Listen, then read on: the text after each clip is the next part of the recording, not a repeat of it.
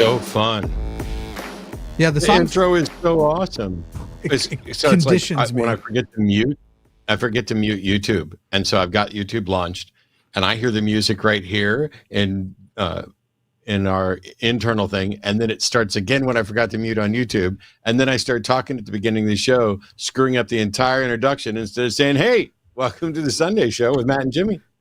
What's up, everybody? Yeah, I actually, it's funny, as the intro was playing, I went, I'm kind of doing some things in the background. I should have told Matt to do the intro. Just like, you do it. Yeah. It's like Kismet. Hey, everybody, welcome to the Sunday Show here on the line, the #1 best call-in show if you want to talk to atheists and present your case for your beliefs. I just sent out a tweet, and on Facebook, I also made a post basically saying, can you explain why you believe in a God? We're ready to question it.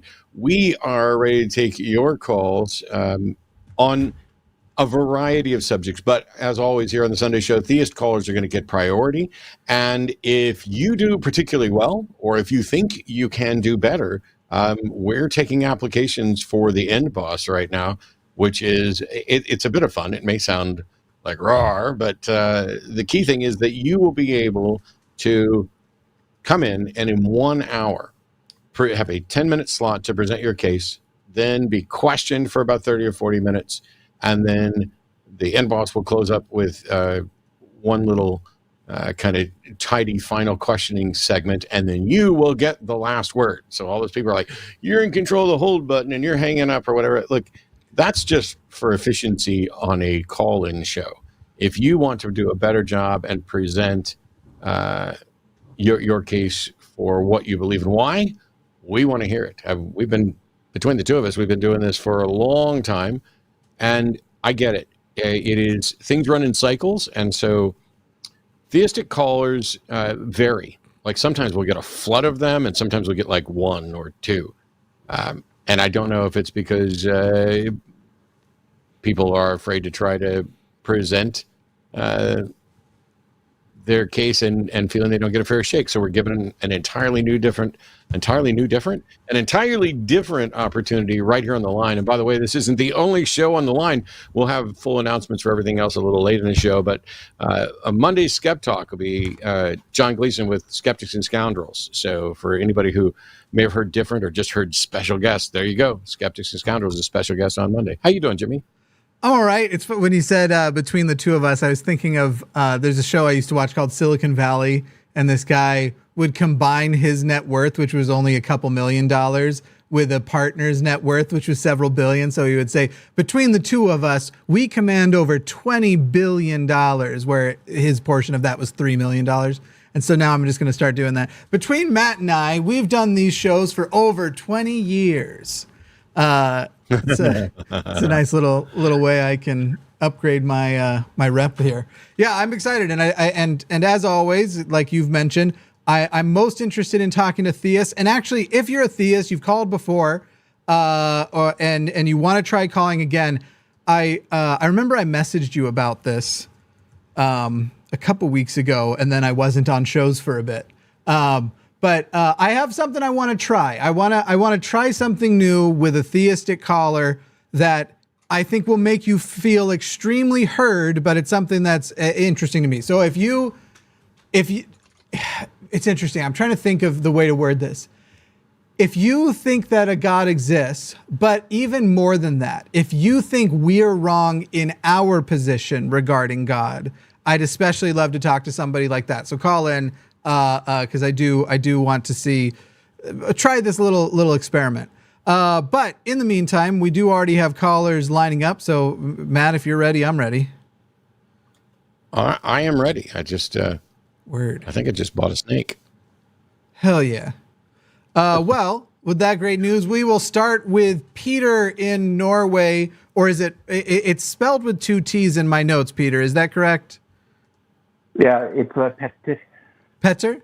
Petter? How'd you say it? Yes. Okay, awesome. Well, very cool and unique. What are you calling in about? Yeah, so I want to run something now with you guys. Atheists in Norway are very against Islam. And I think that was one of the reasons why I started like looking into it, because I was thinking, why are you so against something? And I wanted to like look into it, and I now believe that Islam is the truth for me. I don't know if it's for other people, but it fits my. Okay, wait, Peter. You don't know if it's other people. So when you say it's the truth for me, you're acknowledging then that it's not the truth. It's something you like. You just said it's the truth for me, but it might not be for other people. There's no such thing. Sure. It's either true or it's not, right?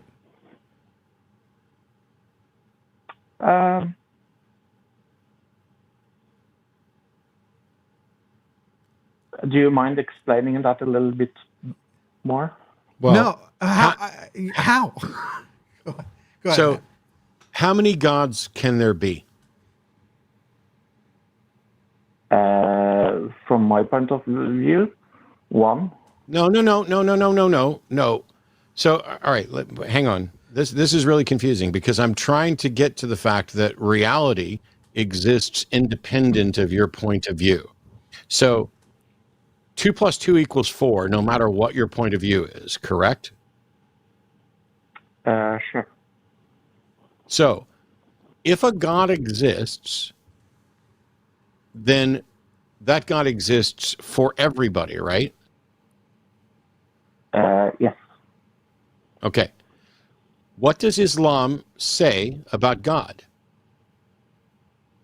That his name is Allah, and that he is one God. And there is no God but Allah, right?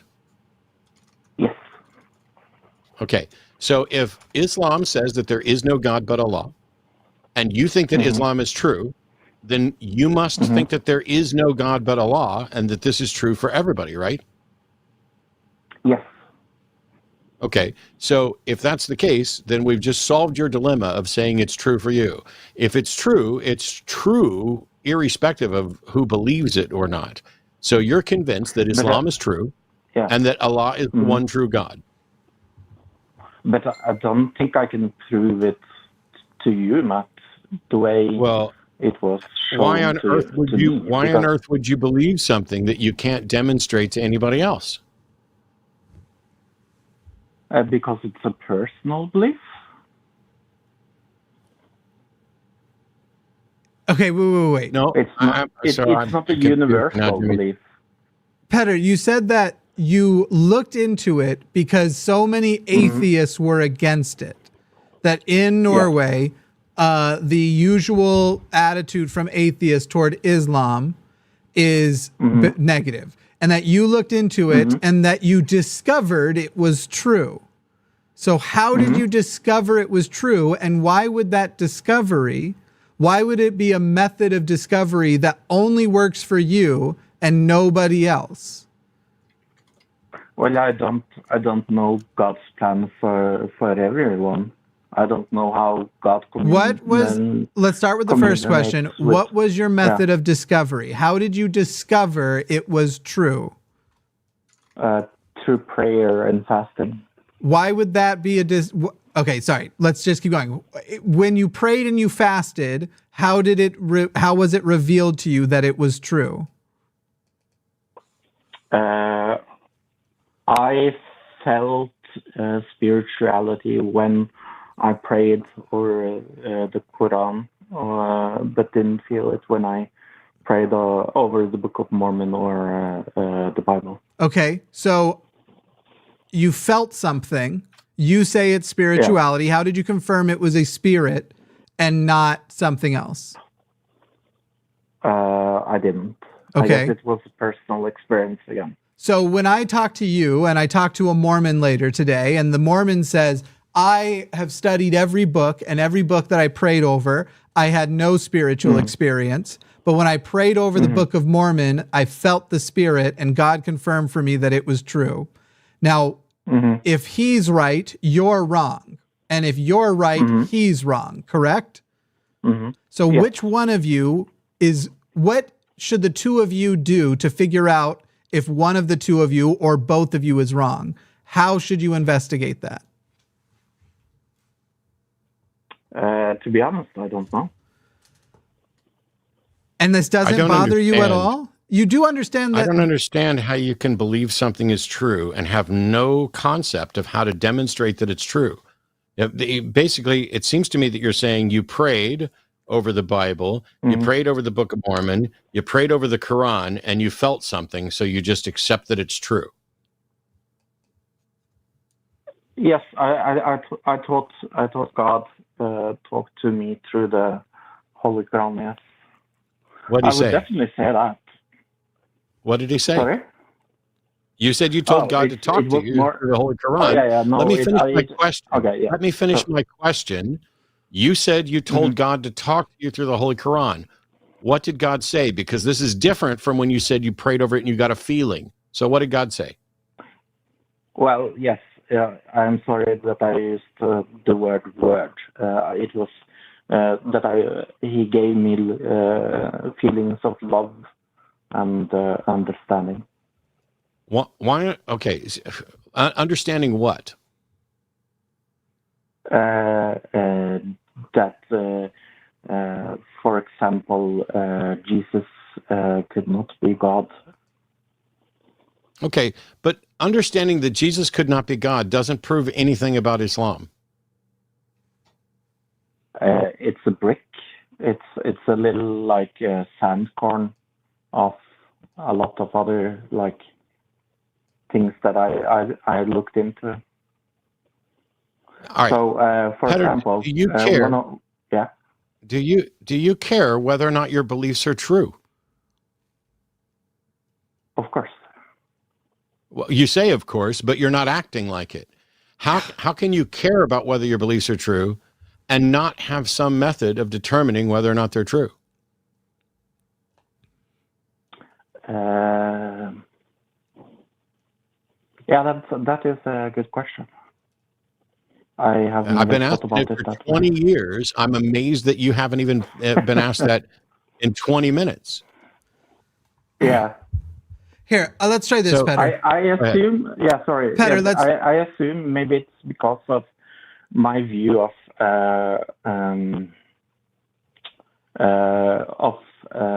how I confirmed it. Because, like I said, I think it's interesting that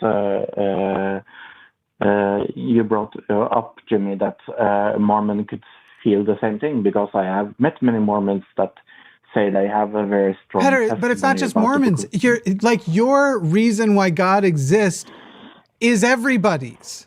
I feel like he exists. And in fact, like even the people who act like they have these logical reasons, and these people who will try to appeal to things like the Kalam and shit like that, when they actually get in church, they're all sharing stories of spiritual affirmation. They're not sharing stories of, in the lab this week, I really wanted to see God and I tested for God and I found God. It's all, in the store this week, I really wanted a belt and I found the right one on sale, and that all happened after a prayer. Like, this is the most, we're not just telling you that this isn't a good enough reason for us to believe.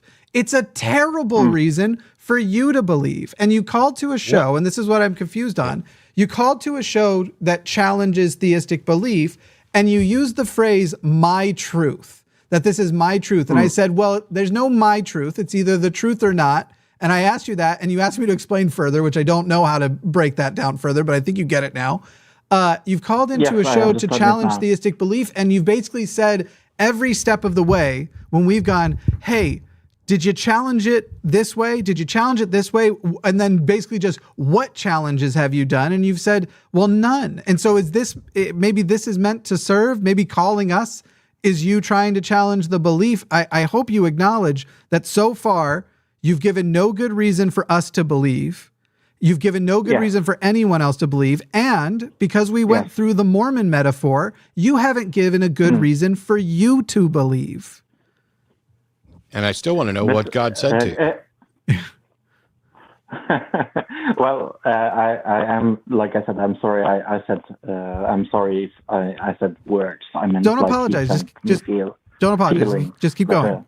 Yeah, but to answer you, Jimmy, I do think that you have a very great point, and I guess I haven't thought about it in other ways than if Mormons get testimony about the Book of Mormon, that's their way of getting to closer to God, and I have my way. Petter. No. Okay, for two things, because there's two things wrong with what you just said. Mormonism, not only does that happen, where you're giving us a story where you kind of, it sounds like independently decided that you were going to try and ask for a sign this way, even though it's the way everybody does. Mormonism, if you meet with the missionaries, they will actually insist you have that experience. And they'll basically either play a video for you to try and get you to have the experience. It's a combination of religious imagery and music. It's the first vision video. Or they'll read a part of, I believe it's in Mormon 10. Mormon is a book in the Mormon. Actually, it might be in Moroni. It might be Moroni's Promise, but Moroni's Mormon son. I'll see if I can find it. They actually insist that you have the thing of asking for a sign, and then when it's revealed to you that it's true, here's what it goes. It's Moroni 10, 4 and 5. If ye shall ask with a sincere heart, with real intent, having faith in Christ, which means you've already decided Christ exists, by the way, he will manifest the truth of it unto you by the power of the Holy Ghost, and by the power of the Holy Ghost, ye may know the truth of all things. And then when you do your interview, they'll use belief terms, but they also use know terms. And they'll ask you whether you know it's true because of these spiritual confirmations. So you're describing something that is actually a structure to the church, that is actually something that they build their membership on. This is something that everybody who's getting baptized who wasn't born in is having some version of this experience. And yet you and I can agree that Mormonism isn't true, even though to a lot of people in the world, they would say Mormonism is the truest truth there's ever been. And I feel how true it is. So that's absurdly, obviously untrue. Why should I take anything you've said and not go, Petter also has an absurdly untrue belief? Yeah, that is a question. I haven't thought about it, and I'm very happy. Could you try to answer? Well, I'm first of all, I'm happy I guess it comes for you. Back. Yeah, I'm happy for you to take time away from the show to think about the questions that we've asked and try to come back with an answer. But also, there are things you should be able to answer right now, like baseline questions. You know, when we talked about, hey, is this true and is it true for everybody? That seemed to stump you. It's like, I don't know if there's a language barrier difference here or what the issue is, but you don't seem to have spent any time, and I'm not trying to be insulting, I'm just stating a fact. You don't seem to have spent any time trying to figure out how to tell if something is true. Like you started with this thing of, I'm going to pray over the Bible. I'm going to pray over the Book of Mormon. I'm going to pray over the Quran. And I got a feeling when I did it over the Quran. Why did you decide that that would be a good method? What made you think that praying to these different gods and seeing which one gave you a feeling was in any way a way to determine which of those beliefs is true? And why haven't you also gone and prayed to all the other potential gods to see if maybe they give you a better feeling? Right. So I have more or less done, I gave some examples because like I could sit here and like name other, like I also read things like Hare Krishna religion things, and I also read a lot of like Hindu but I mentioned maybe like the big fours because that was much easier. So I don't want you to go away that I didn't like think about other religions. That is one of the answers. Sorry. What was the other question you asked? What made you think that praying and waiting for a feeling was a path to truth? So I haven't met anyone that had a spiritual experience without praying. So I thought that was a good method of getting a spiritual. Wait. How have you confirmed that anyone's had a spiritual experience with praying? You only know that people have said. How do you know that anybody has had a spiritual experience and not an emotional experience? Sorry, that's what I meant. So if I tell you what the rules are, if I tell you the condition, like Petter, our problem is that you're setting yourself up for deception. You have heard from the world that if you do a certain activity and then you have a certain response, that's a confirmation of truth. But you've never apparently looked into why you should accept that about anything, not even just a religious belief. This is how people con people out of money all the time. It's how they run political scams. This is the most basic form of manipulation, telling people how to react to certain experiences, or even just like, man, anti-vax nonsense. The way they're like, oh, did you ever experience a headache at any time after a vaccine? Right. Did you guys know that people have died young after a vaccine because they didn't die young before? It's these people setting the rules of what X happened, therefore Y, without actually combining and connecting any correlating facts to it. It's Petter, can you acknowledge that through observation, through these questions, you don't have a good reason to believe it yet? I am willing to give you that you have a good reason because of your quote unquote experience, your spiritual experience, I mean, that you have a good reason to really want to investigate whether it is true or not. But your spiritual experience was not a part of confirming or denying whether it's true or not. I guess I can only say that it felt real to me at that point. I feel like you didn't. Did you listen to any? Right. Okay. It felt real to you at that point. That's an answer. Right. We're not talking about that point. Let's talk about right now. Yeah. At that point, it felt real. Now we've asked you a bunch of questions and you've realized that you haven't done the work you need to do. So, does your position still need to be, I believe it's true because I had that feeling? Or is the more reasonable position that now that I have actually investigated this belief, I realize I should go back to, I don't know if it's true or not. However, because of what I felt like was a spiritual experience, I'm more interested in investigating if this is true or not than some other thing or whatever.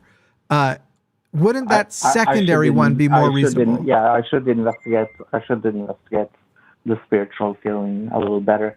But I don't know with what tools I do that, like, spiritually. And that's kind of like, I guess that's kind of wrong people to ask our atheists, but I don't understand. Sorry, maybe I missed a word in there. What I'm trying to ask you is your position still that Islam is true, or has your position changed in this conversation to, I don't know if Islam is true and I should investigate these experiences that made me think it was? I should investigate the experiences better. Yeah, but would you say do you agree with the beginning part of the statement, or are you still going to say I believe Islam is true?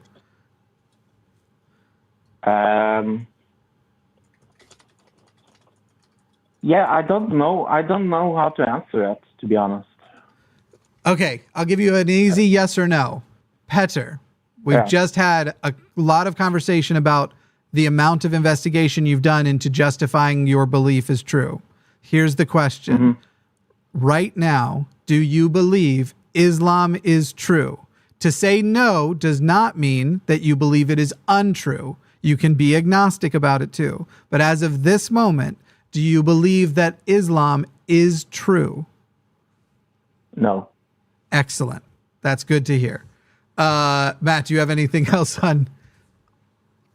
I have a, well, I was also applauding our mods in chat. By the way, thanks to our mods, because you guys are awesome. And for the people in chat, don't fuck with the mods. You will just go away. I guarantee it. But the question I had for Petter, amongst the other things, is how would you respond if you met someone and they said, hey, I went and read the Bhagavad Gita and I prayed over it and I felt love.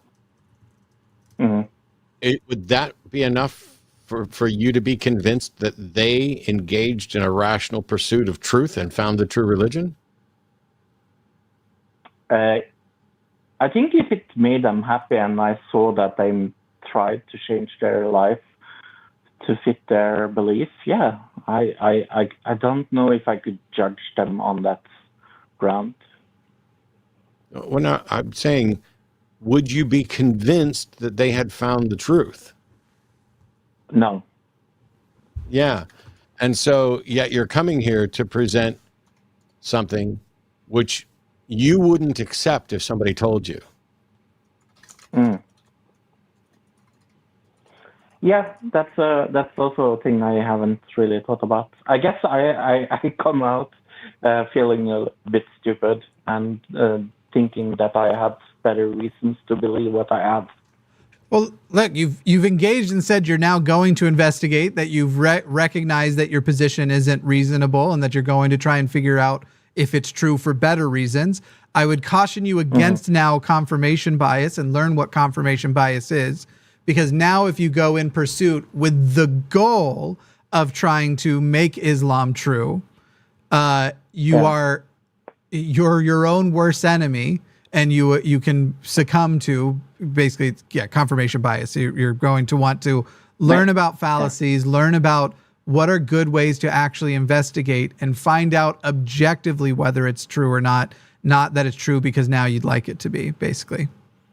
May I ask a question? I have never heard this from an atheist, and that's why I'm asking. How do you define spirituality? I don't even know or understand what spirituality is. When people tell me they've had a spiritual experience, I think they're using that word because they can't think of any other word to describe it. I don't believe there's anything truly spiritual. I'm fine with spirit as a metaphor, but when somebody says, hey, I had a spiritual experience, my question almost all the time is, what do you mean by that? Because I don't get to define it. I'm not aware that there's anything supernatural. I have not seen any way to demonstrate that there's anything supernatural. And so if they mean spiritual in a truly supernatural sense, then I think they've got an unfalsifiable and a position, an unfalsifiable position that they also can't even positively demonstrate. If they mean it in a metaphoric sense of saying, oh, I felt this oneness, I felt connected with reality, then the fact that you feel that way is completely independent from whether or not it is that way. Like, there are people outside of religion who will say we're all part of a cosmic mind. No, we're not. I don't know what's in your mind until you tell me. You don't know what's in my mind until I tell you. We are not thinking the same thoughts. We are not producing reality from our mind. I can't even demonstrate that you and I share the same reality, but I will go ahead and assume that we do because we're able to communicate and talk about stuff. When you say spiritual, though, what do you mean? So yeah, I'm very appreciative of you asking me that question. So I felt very calm. I felt what I would call like super loved, and I felt very like I don't know if you like this word, but I felt very like uplifted in a way that I have never felt before, and it was very like I just felt extremely loved, and it just felt like your crush and your wife all loving you 10,000 times harder. As far as, again, you're using the same type of language that we hear from everybody, and the concept of like I've never felt before, but the uniqueness of the feelings tend to just be surrounding whatever the specific thing is. If we actually go and investigate, there's almost certainly going to be some type of music that's giving you the same type of endorphin rush and hormone rush. There's different experiences that do that. And while they vary because the subjects vary, they come down to chemically the same stuff happening in the brain, which, by the way, these experiences, this experience of feeling love and all of that, that's all in the brain. We can see it happening in an MRI. And so it's just not all together. Yeah, I'm glad we've already gotten to the point where you've recognized you don't believe it's true yet because you don't have a good enough reason. And I hope that... But I'm also confused. Yeah, sorry. I'm also confused because you say your spiritual thing is experiencing a love that's 100 times greater than I feel for my wife. Mm-hmm. I don't know how you know what I feel for my wife. Well, for my wife. For your wife. What? Okay. So maybe it's just that you don't love your wife enough, but like Jimmy was leading to, I don't understand I don't understand quantifying love. That seems strange to me. But even if I felt like I've taken some good drugs in my lifetime, and yeah, me too. I could describe some of those spirit experiences as feeling love, more strongly, or feeling something more strongly. But clearly what's happening there is just my brain is getting a massive dopamine hit or a serotonin lift or whatever. And so I'm experiencing something that's purely physical and doesn't tell me anything about the outside world at all. The fact that I feel love doesn't mean that there's some God that's making me feel love. Why couldn't it be the case that in much the same way that if you pray, whether you pray to a real God or a false God, it can make you feel more peaceful. It can calm you down. And so can meditating, and so can taking a deep breath, and so can doing a walk around the living room, so can, firing up a fat one, whatever. There's a number of different things that you can do that will calm you down. But most of them, I shouldn't have mentioned firing up a fat one for that, because that requires a chemical alteration from an external substance.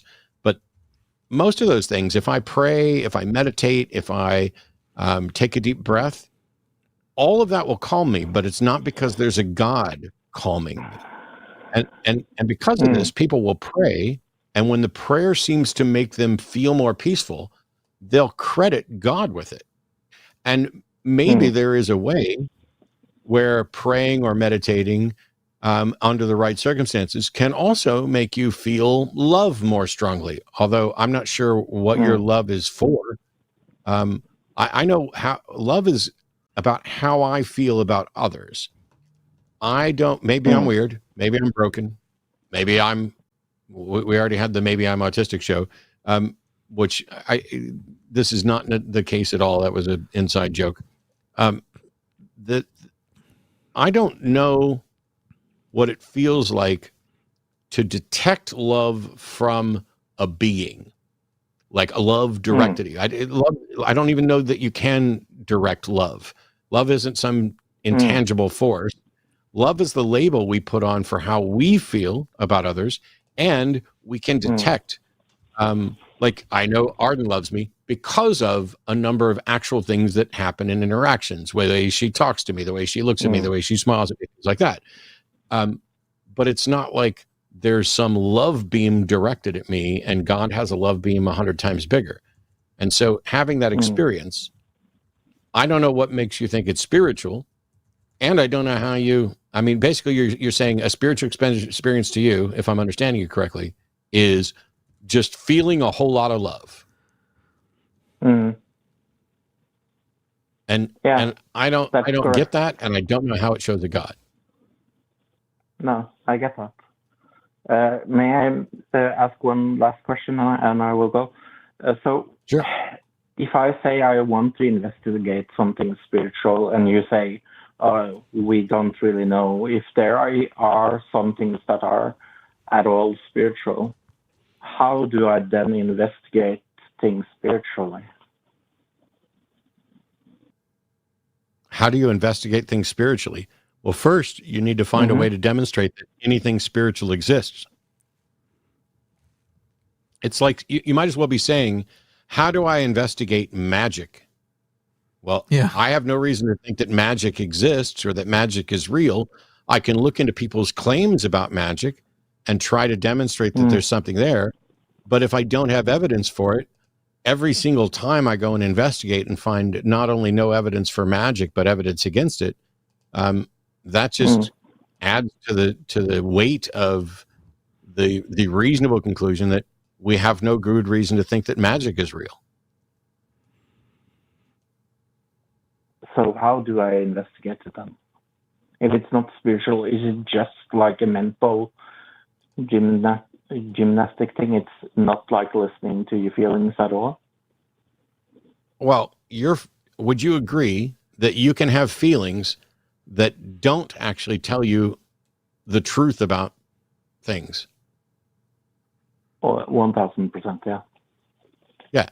So what you may have to do is say, hey, I don't know how to investigate this, so I can't believe it right now. And I'm just going to have to wait until somebody gives me a means to investigate it. But if you're exploring religions like Islam and you were this easy to become convinced that it may in fact be true, and you said that God gave you understanding, maybe go to all those religions and ask God to give you the understanding of how to test for spiritual truth. If there is a God, then that God should hear your prayer and should be capable of giving you the understanding of how to detect spiritual truth. And at that point, it's no longer your problem. Until some God tells you, or me, or anybody else, how we can test for spiritual truth, then the answer is we can't. In the meantime, too, Petter, as you're looking at claims that are especially coming from the culture and things around you, because obviously for most of the things we never hear of, we're not doing this. But right now, as Islam is the thing that's on your mind, part of doing it, whatever the investigation stuff is, part of figuring out whether something is true or not, also includes looking at whether or not there's a good reason to believe it isn't. And so while there are within a lot of religions many unfalsifiable claims, there are also claims that aren't unfalsifiable. There are claims that come out of Islam, like that semen comes from the middle of the spine, or that the moon was torn in two. There are things that the physical evidence which exists suggests that neither of those things are true with a great level of confidence. So you're in a specific religion that you have no good reason to believe is true, but it's not hard to start finding reasons for. This is why when we talk about hard atheism or strong atheism and all of those things that come up, I tell people, as far as my general, is there a God? I couldn't answer that. But as far as the Christian God goes, or the Muslim God goes, I'm happily strong atheist to those specific propositions, because there are claims surrounding it that discredit the source of their character and certainly the chain of events that they supposedly set off, with ginormous things in both of them that simply didn't happen. The story of Moses is a literal event in both Islam and Christianity, and it didn't happen.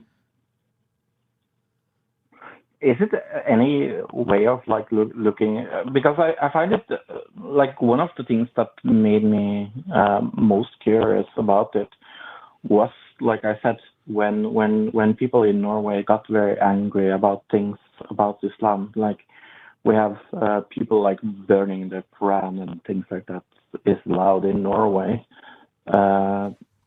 Is it a bit weird that it was that religion that spoke to me, or is that just chance?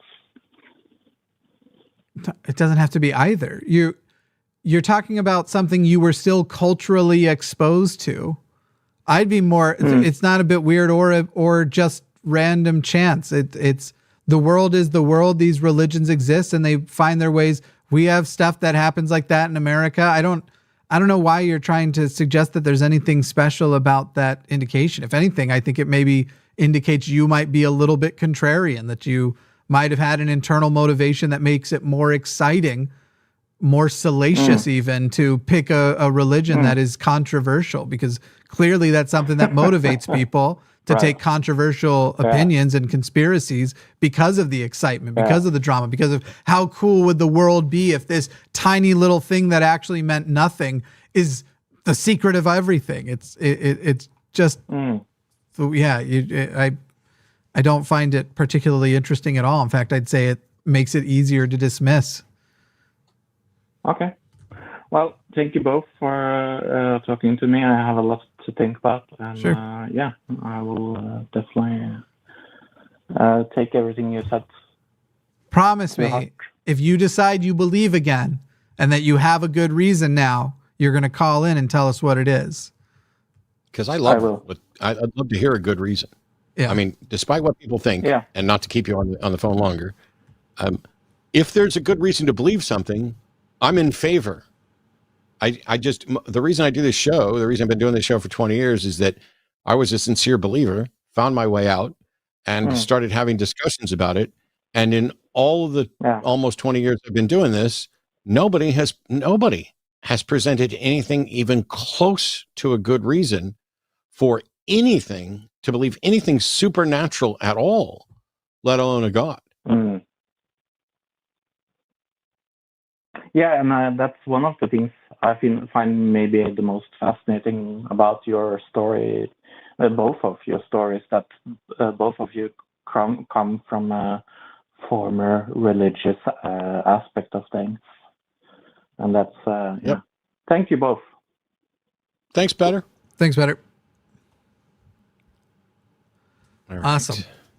Yes, before we continue on, Matt's going to do a little tech thing over there, and I'm going to talk a little bit about the line, the network, and the week of upcoming shows. First of all, thank you everybody who's been subscribing recently. We are on our way to 100,000 subscribers. When we hit 100,000 subscribers, that also unlocks it's more consideration than anything at YouTube. And so while everybody is aware that every YouTube channel is like, let's get to 100,000, I'm going to say it here too. It's bizarre that we aren't there because we outperform a lot of 100,000 subscriber things. It hurts my feelings a little. So, consider hitting that subscribe button.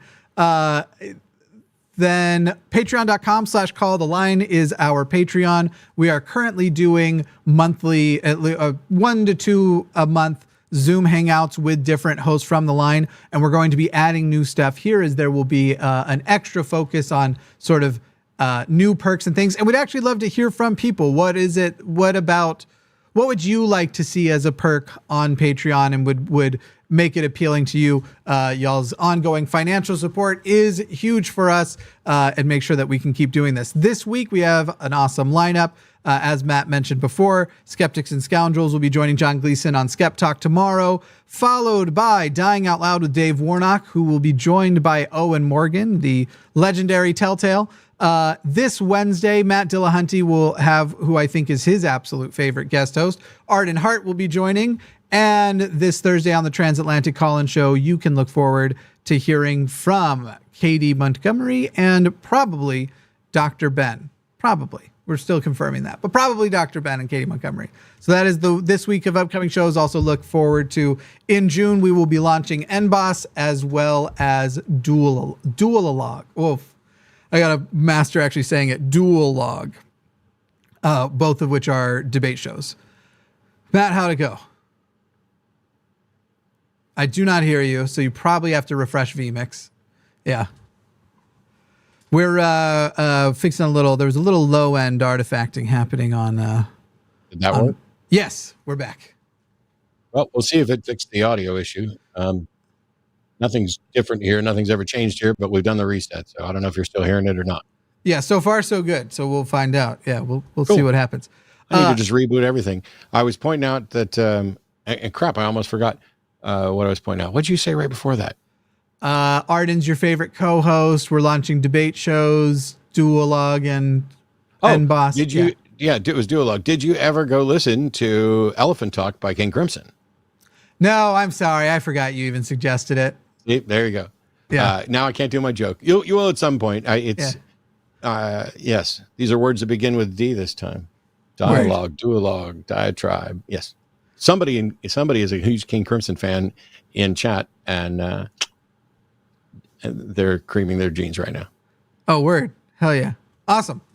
Well, cool. All right. We will jump to the next, but a reminder, if you are a theist, we want to talk to you. I would love especially to talk to, as I mentioned, there's something I kind of want to try here. If you're a theist who, even more than thinking you're right, think that we in our position are wrong, I would love to hear from you. And 2% of people watching are apparently either a theist or other. So I know there are some of you out there. One of you could call in. It'll be a polite, fun, good time. Or other. Most likely. Theist or other.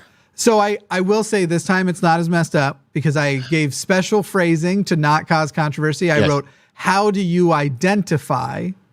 Yeah. And if a person doesn't want to use the identity label atheist or theist, that I can understand more than somebody saying that you can be something other than an atheist or no, theist. I fully understand somebody can identify differently. They may say, hey, I'm an atheist, but I prefer free thinker.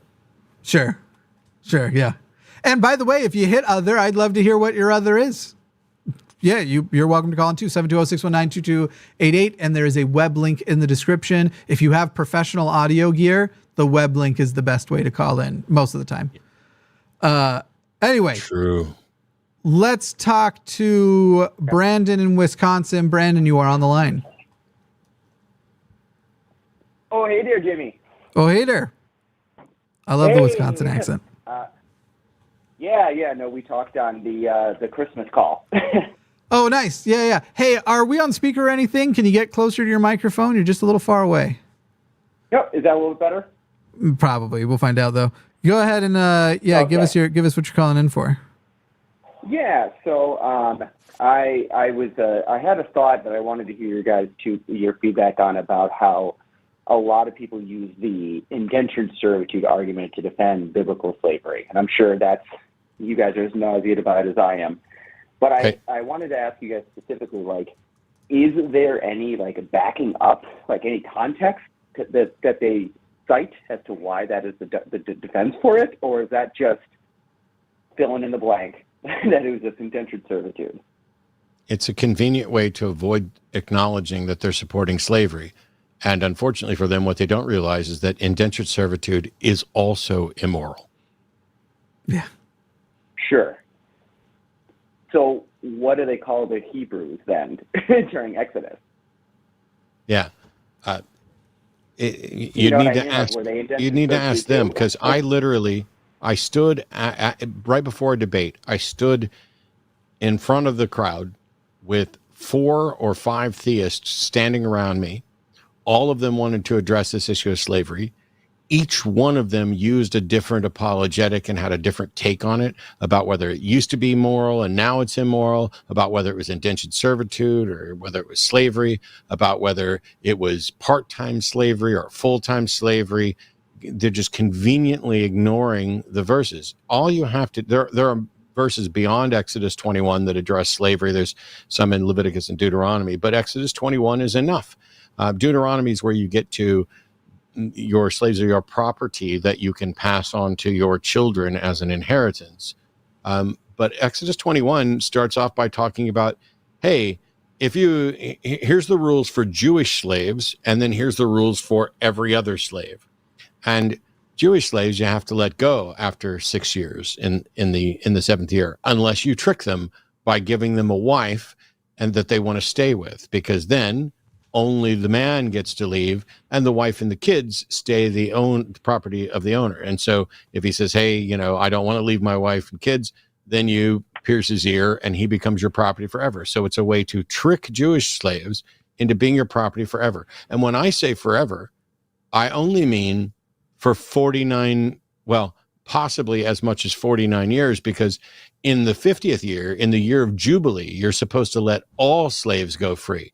The problem with that is if I buy my slaves the year after the year of Jubilee, they're now mine for 49 and a half years. And people, how long did people live then? I mean, I know the Bible wants to pretend that people lived 900 years, but that's ridiculous. It's essentially a life sentence at that point. If you got a 50-year sentence from a judge at the age of 20, that's your life. Exactly. And I don't know, Matt, do you remember, it was a little bit more popular, I think 10 or 15 years ago, but do you remember the Red Sea, Reed Sea argument to justify the parting of the Red Sea? I think I remember that somebody was trying to say, no, Yeah. it's not the Red Sea, it's this Reed Sea, and we don't, Right. Yeah, well, it's funny because this sounds very much like that. Just for context, the argument was like, oh, no, it was a mistranslation. It was the Sea of Reeds, and that wasn't a very big sea. So, hey, on a low tide day, they could have just walked right across it. And the counter argument was, okay, even if that is the reality, where's the miracle there? So they walked across a low tide sea. There's no miracle there. Yeah. Same with this, though. Well, you for the Exodus story to make sense, you need the Hebrews to be enslaved. You need them to be under the thumb of the Egyptians. So if you use the same argument to say, well, it was just indentured servitude, well, then where's the miracle? What were they freed from if it was okay contextually? Yeah. Yeah, it's a very frustrating. Yeah, I don't have an answer beyond that, so. No. Yeah. Awesome. Well, that's all I had. I wanted to hear your guys' thoughts about that. Thanks, Brandon. It's a very common argument, and yeah, hopefully we can put it to rest here soon. Oh, it's putting Christianity to rest is the only thing that'll put that to rest. Well, and Jimmy, you make I know you come from Mormonism, and I used to think that, well, this should be so easy to disprove. We can trace it back, like same with Scientology. But once you are willing to do mental gymnastics, I don't think it really matters how deep you need to dig, as long as you can dig deeper. Mormons just lie to themselves. A lot of them will say like, well, this is what was actually supposed to be happening. And this is, not much different than how wives are required to submit to their husbands. It's just that there were some people who were required to submit to men. You get that level of shit to it, and then when you start bringing up the human rights violations and all that, and then that was men being imperfect, and what if the slave deserved to be beaten within an inch of his life though? Because we're kind of down for people getting beaten up we don't like too. So it's just a lot of it's being religious sometimes makes you speak like a psychopath.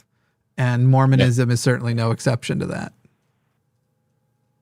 Yeah, that you couldn't be more right. And I hate that the baggage that word carries it, but it's hard to not use that at times to describe people who will just go to any dark corner to justify what they know is wrong. The good news is most of them are disingenuous in doing a performance. If you actually gave most of them the opportunity to murder someone for being gay, even those that say it was justifiable in the Bible to put people to death for being gay, most of them aren't willing to do it themselves. Most of them are even in the extreme end, like you get someone like the Tommy McMurtry's of the world from the fundamentalist Baptists who will say like, I'm not saying I want to kill gay people. I want the government to kill gay people, is the sort of shit they also hide behind. Right. They're okay with murder by proxy. Right. Yeah. And they say that again, it's one of those things that maybe they are, maybe actually being exposed to it and living in a world that had it would change their mind. I don't know. I want to believe that if you actually restored that level of evil to the world, that the world wouldn't embrace it. But there are recent events that make me wonder if that's true or not. Did you, when you were still in the faith, was there much talk about, I forget what their name was, but that offshoot of Mormonism that regressed and wanted to avoid taxes and really leaned into the polygamy thing? Yeah, and I've been told recently that the stuff about the FLDS people who they're avoiding the people avoiding taxes and stuff, that may actually be LDS anti-FLDS propaganda basically, and that stuff is largely just made to try and further make this offshoot that embarrasses the church look worse. But obviously there are other elements of it that are definitely terrible. Like Warren Jeffs, you're not going to make Warren Jeffs into a decent dude. The dude fucked kids. He's just a piece of shit. Right. And that's the end of that. But Yeah. Anyway, we'll probably move on here rather than play some topic roulette. But I appreciate your call there, Brandon. All right, guys. Have a good one, and talk to you soon. Thanks for calling. Thanks. Lines are still open. You can give us a call. We would love to speak to theists. Now is the time where the original show used to begin, and suddenly we often see a little uptick in people listening and calling in. Hoping to see that here. But in the meantime, while we see if we can get another challenger on, let's talk to Aron. And maybe the first thing we should do is ask Aron if I'm pronouncing that correctly. Aron. Aron. The thing you're doing with your tongue and throat, I can't do, but I'll get it as close as I can. How are you doing, Aron? I'm fine. Good. Little nervous because it's the first time that I'm calling in. So yeah, no worries. Just we give are us gentle. Yeah, most of the time. I have no challenge for you. I actually I wrote a message in the chat before, Matt, that I would kind of like you to put your Christian hat on there. In the debate that you had with perspective philosophy or something like that, Yes. It came up again that basically just the claim that an infinite regress is impossible. It's basically something that you hear all the time, and hence you need a first cause or something like that. And whenever I hear that, I'm wondering, please give me a demonstration that an infinite regress is impossible. And I wonder how would you argue that it's impossible? Okay, so I'm going to take my Jesus hat off because I don't need a Jesus hat for this. All I need is a philosophy and a little bit of a mathematics hat, which I don't have a philosophy and mathematics hat.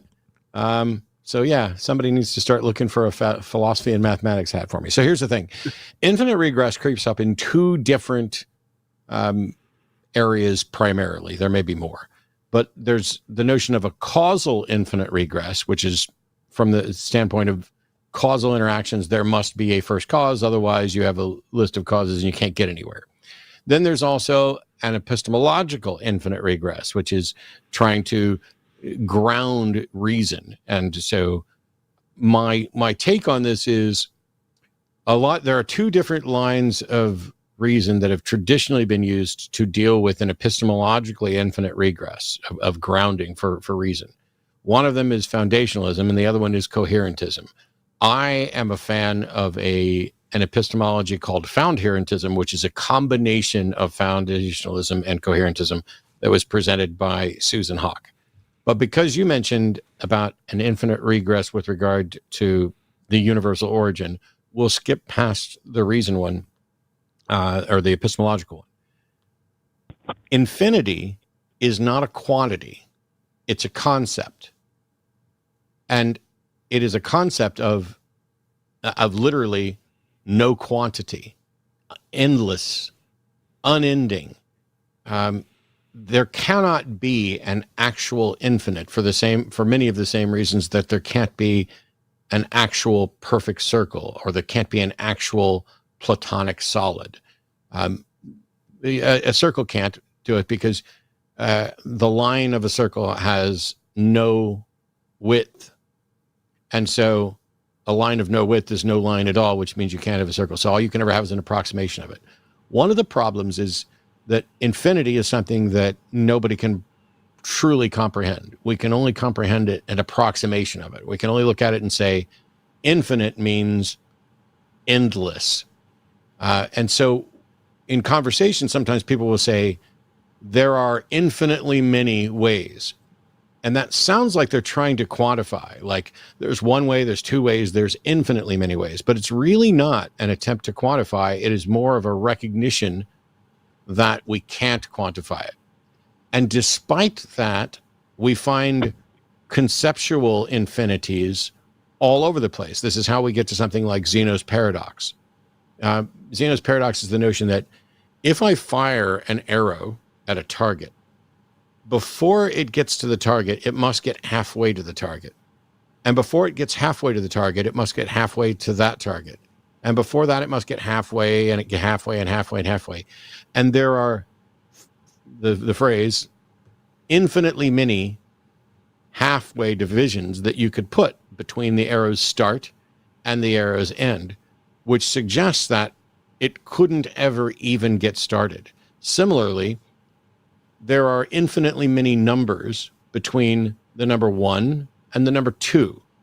There's 1.000 boom, boom, boom, boom, boom, out, and then 1, and then do that. So despite the fact that there is an infinite series of numbers between integers 1 and 2, and you can identify each of them independently and do calculations with them, you couldn't possibly count those numbers, and you cannot quantify the series. This is why how you get to something like Zeno's paradox. And so when people say, an infinite list of causes could have never gotten started, because there can't be an infinite list, there must then be a first cause. And similarly, if you looked at the integers from 1 to 2, 1 would be the starting point, but that's not a number between 1 and 2. So what's the first number between 1 and 2 in an infinite series? That number does not exist, because you would have an infinite series of zeros followed by the number of 1. It would be 1.0 with an infinite series of zeros to get to wherever the 1 is. So you can't even get started counting the numbers between 1 and 2. This is a difficult concept for people to grasp, but they use that to say, therefore, there could not be an infinite series of causes. And I'm fine with that. I'm fine with the notion that at some point, something just was. Whether that something is, math, which is what some people think, or whether that something was the universe or the multiverse, we don't know what it is. All we can do is look at what's happening within the universe that we explore and say, here is a point in time, T0, that we can't look behind. And given the model of Big Bang cosmology with time beginning with the Big Bang, it's absurd to talk about time before that anyway.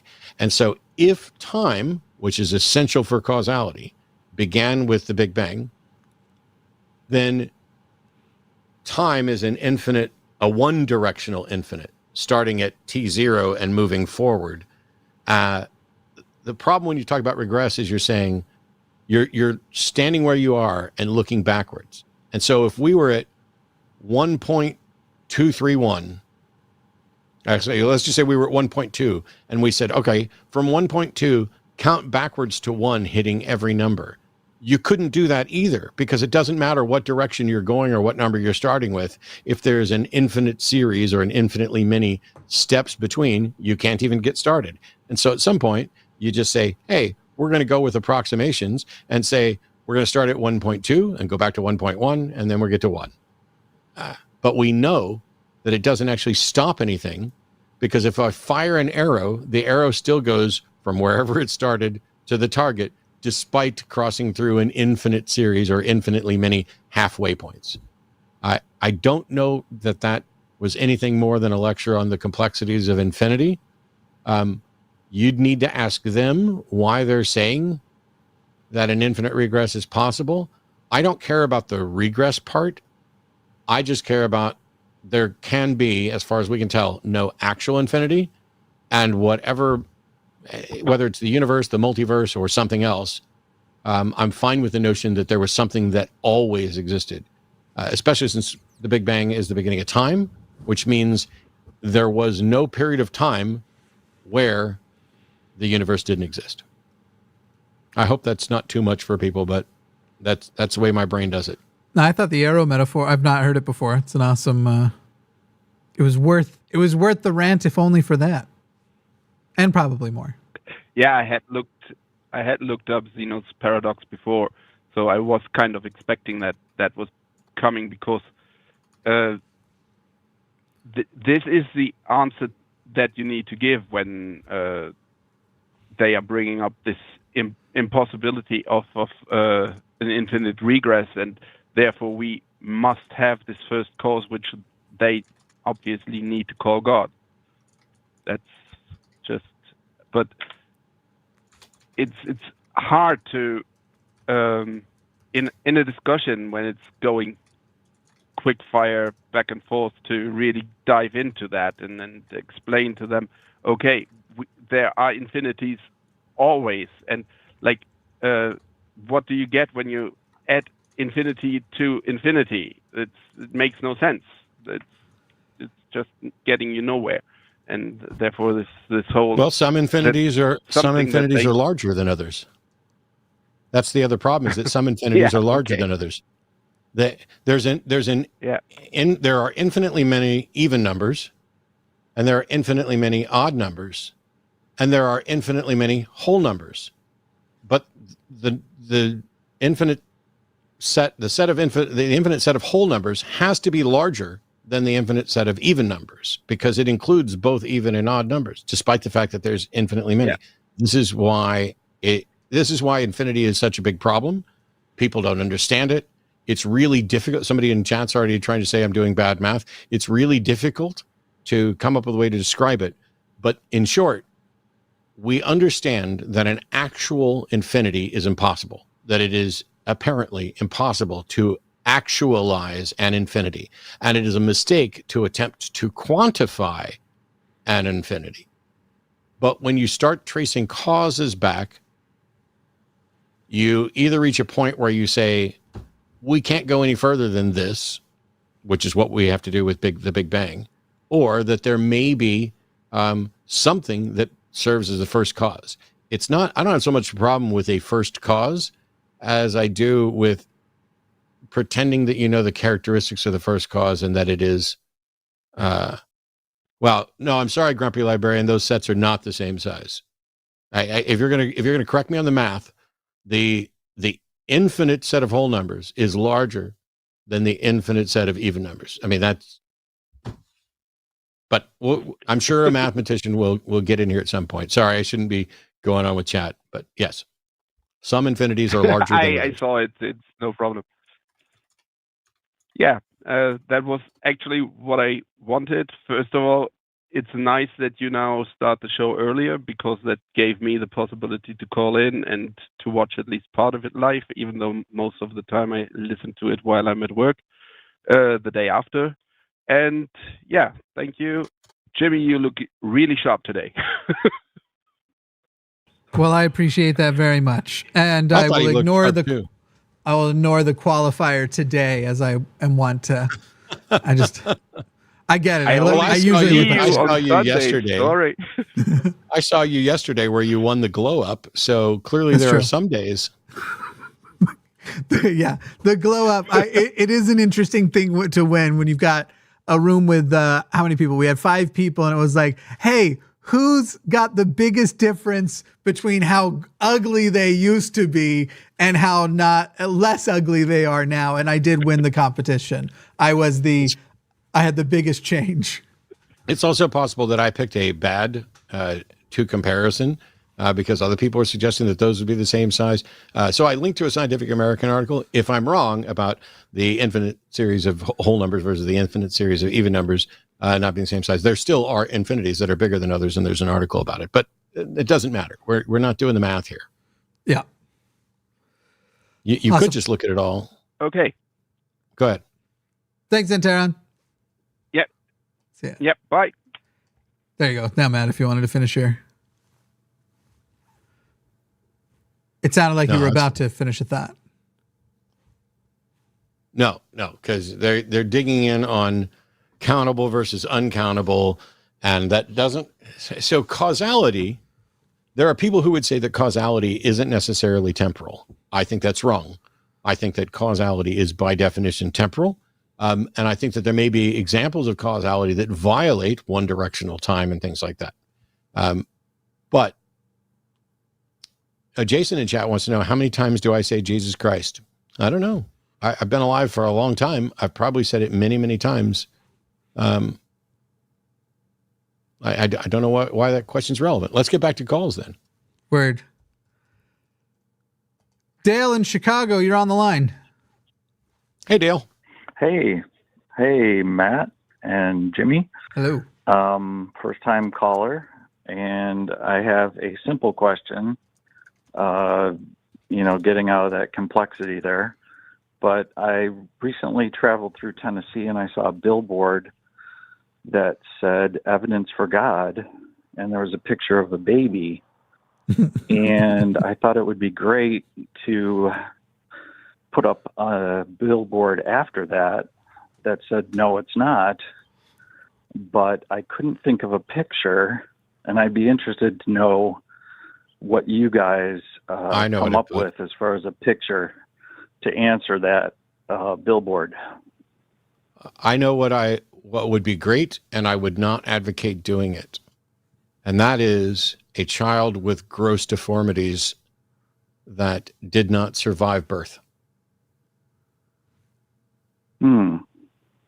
That's interesting. But that would be more in your face, like a dramatic and terrible. I mean, I had thoughts of maybe that Darwin picture, evolving from an ape. But Jimmy, what are your thoughts?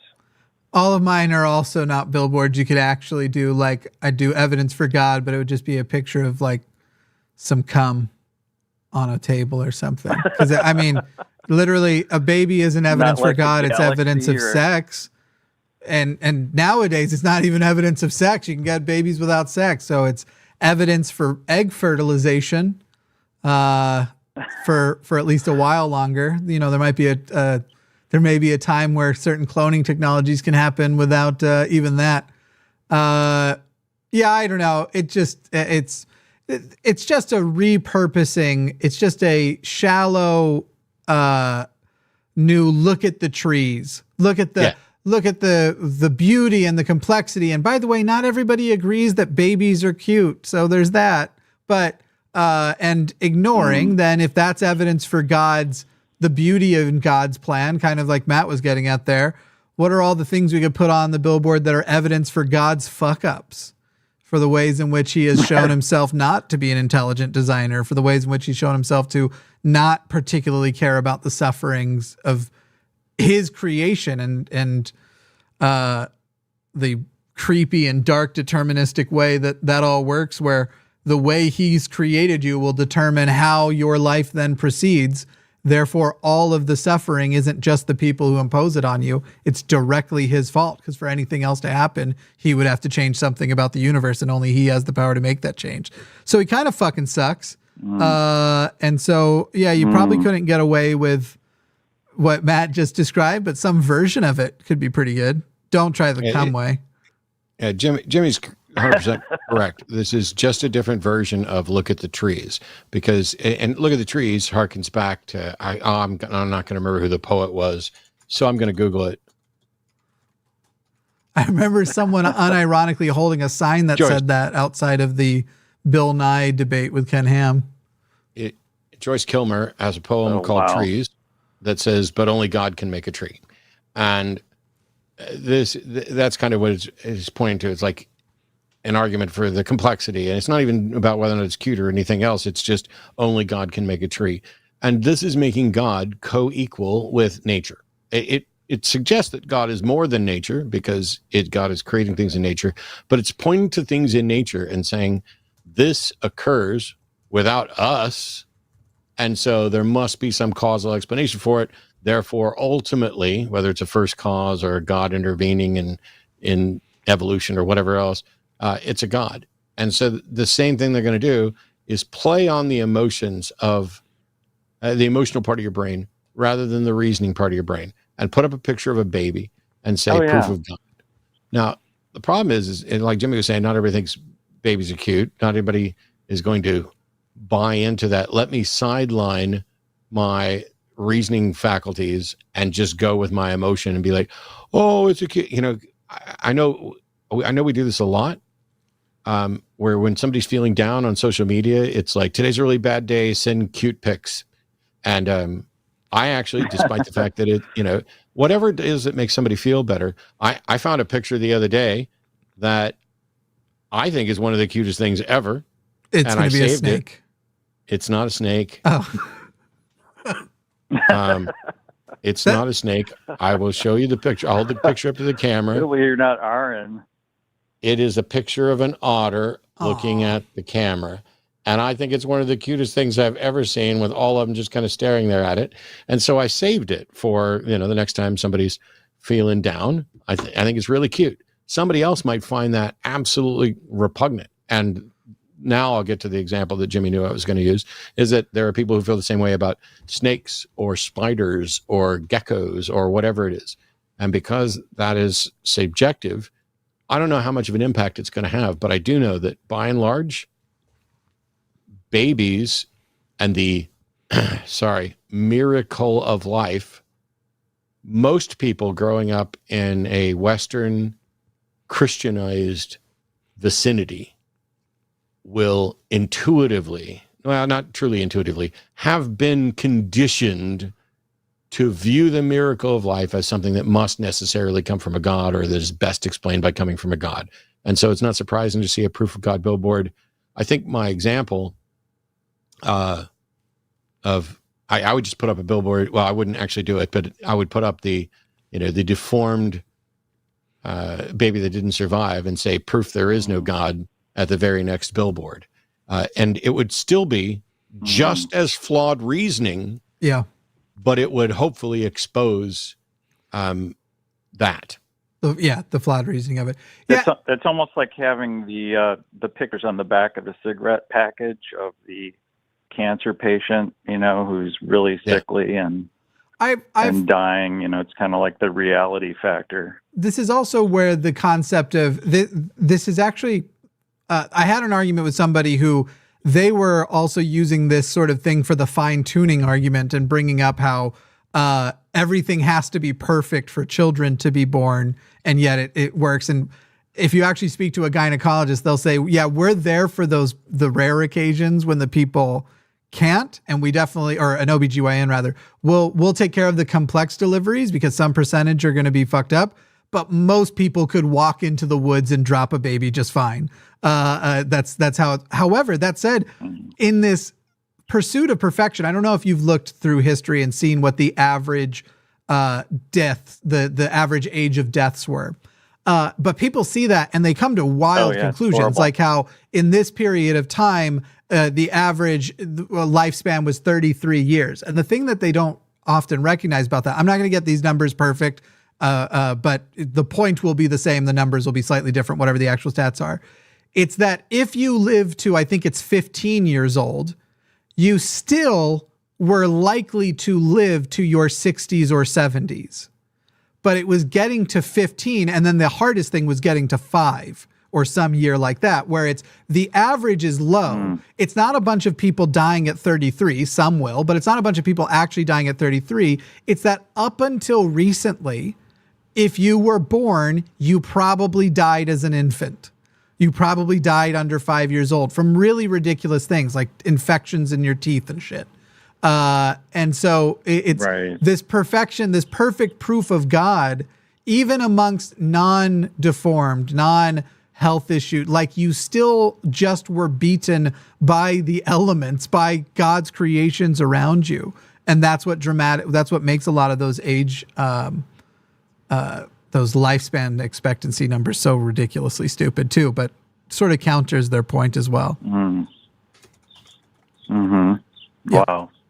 Yeah, and I mean, there were other billboards, but they didn't have any pictures. It was just like hell is real. Yeah, they usually have a phone number. It's something like 1-800-4-TRUTH or bullshit like that. Yeah, just to scare the hell out of people and just be like, oh my gosh. I think about calling them a lot. I'm sure I will at some point. Real. Yeah. I mean, I believe hell on earth, but I don't believe in any supernatural. Hell. Obviously you mean a colloquial. Sure. Well, Dale, anything else before we let you go? All right. No, that's it. Thank you guys. I appreciate your show. And Matt, I saw you live at one point with Sam Harris, and You're great, and appreciate you coming out to Chicago. I will be back. I also did a magic show in Chicago, but only like 75 people were at that one. So. Oh, wow. Sam don't tends come to out draw when a it's slightly bigger 22 crowd. below. Yeah, when it's super cold, that's not a good idea in Chicago. That's true. 22 below is pretty bad. Awesome. So Thanks, hope Dale. to see you soon. Cool. See you, All Dale. right, thank you. So Take it easy, I'm gonna guys. Yeah, we will. I'm going to answer the questions real quick, even though it has nothing to do with the show. The gecko that you just saw was wormwood. We don't know much about his genetics or morph. He was bought in a collection with 3 lily white females. This is just for the gecko geeks that are out there. The crested gecko, New Caledonian gecko. So he was bought in a breeding set with 3 lily whites that he'd been paired with. Unfortunately, he had a wound on his hemipenal bulge, which is basically, you can think of it like a scrotum, even though it's not quite what it is. And it looked like a spot that had just rubbed raw. Unfortunately, it got infected, and we removed maggots that were essentially cleaning that wound and treated him with antibiotics. And he is now in quarantine in the bathroom over there and has made almost a full recovery. It's unlikely that he will ever be a breeder again, which means when it comes time to sell him, this is how we ended up calling him Wormwood, because we pulled the maggots out of there. When it comes time to sell him, he will be sold as pet only, but he is really friendly and really sweet. And he was a super awesome, like, despite having this massive problem, he's just been the easiest pet to treat that I've ever had. So I wanted to show him on camera because he's adorable, whether you think so or not. I do. I like lizards, though. I was thinking when you were talking about snakes and then spiders, how I've even seen people almost have a crisis of being not attracted to, of thinking that jumping spider videos on Instagram are cute because people get them with these macro lenses and it makes their eyes look all big and they got these furry little paws looking things. And how people will even be upset. They'll hate spiders so much they'll be upset if they find a particular spider cute, which is a weird thing. Anyway, we're going to talk to a theist in Canada. We're talking to, I've got you in here as Ryan G. Is just Ryan fine? That's fine. Thank you. Word. Awesome. Well, I'm interested in your in what I've got in the notes here. Go ahead and give us your pitch. Yeah, I just want to wish everyone well and wish everybody a happy Sunday. And I'm interested in hearing what Matt has to say on whether it is possible to derive sentience from mathematical truth. Derive sentience from mathematical truth? I don't know what that means.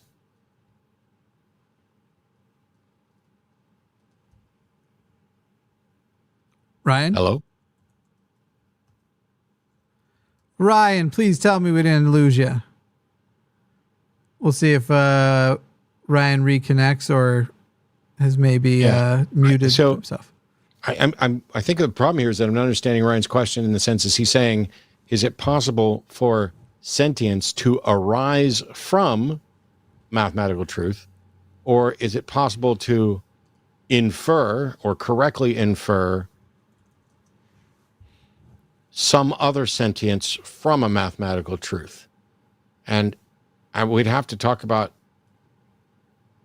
like mathematical truths, like 2 + 2 = 4. Well, let's set aside the fact that all of those things are labels that we invented for something. The concept of 2 of this quantity and 2 of this quantity is 4 of this quantity, at least in base 10. We'll do it all normative.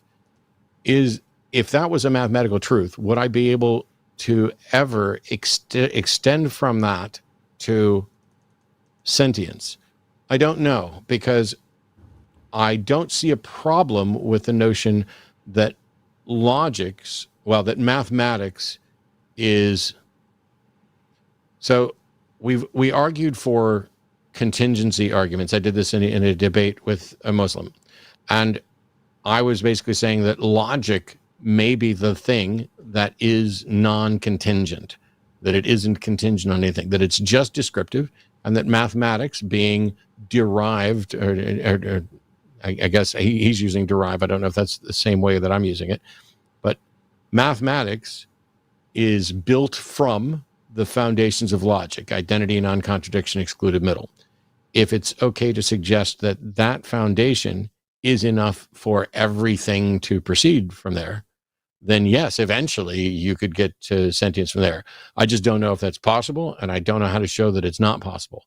If what he's asking is, can we detect sentience, like a God mind or some other mind, as a foundation for logic or mathematics, then I don't know whether or not that's possible. I don't think it's been done, which is why the presuppositionalists presuppose God as a foundation for logic, rather than saying we've detected a God from the foundations of logic. That's the best I can do after losing you and not getting an answer to my question. Hopefully it was somewhat clear. At a minimum, the answer is probably, I don't know, and I don't think any of us do. There's a chance he's calling back.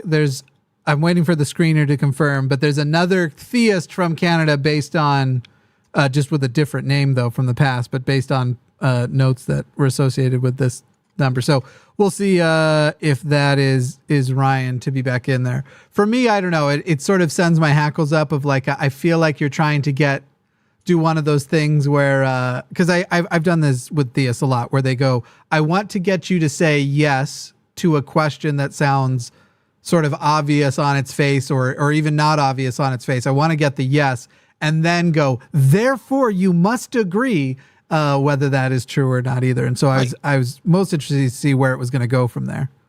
I absolutely see. So I've done this for almost 20 years, and I see that kind of stuff happening all the time. And so every time somebody calls in with a question like that, my first thought is, all right, what could possibly be the purpose of asking this question? And one of the things that somebody could say is that, hey, in your debate against a Muslim the other day, I heard you suggest that perhaps mathematics or logic is the foundation, and that there's nothing prior to that. And if that's the case, then I don't know how you can get to sentience from there.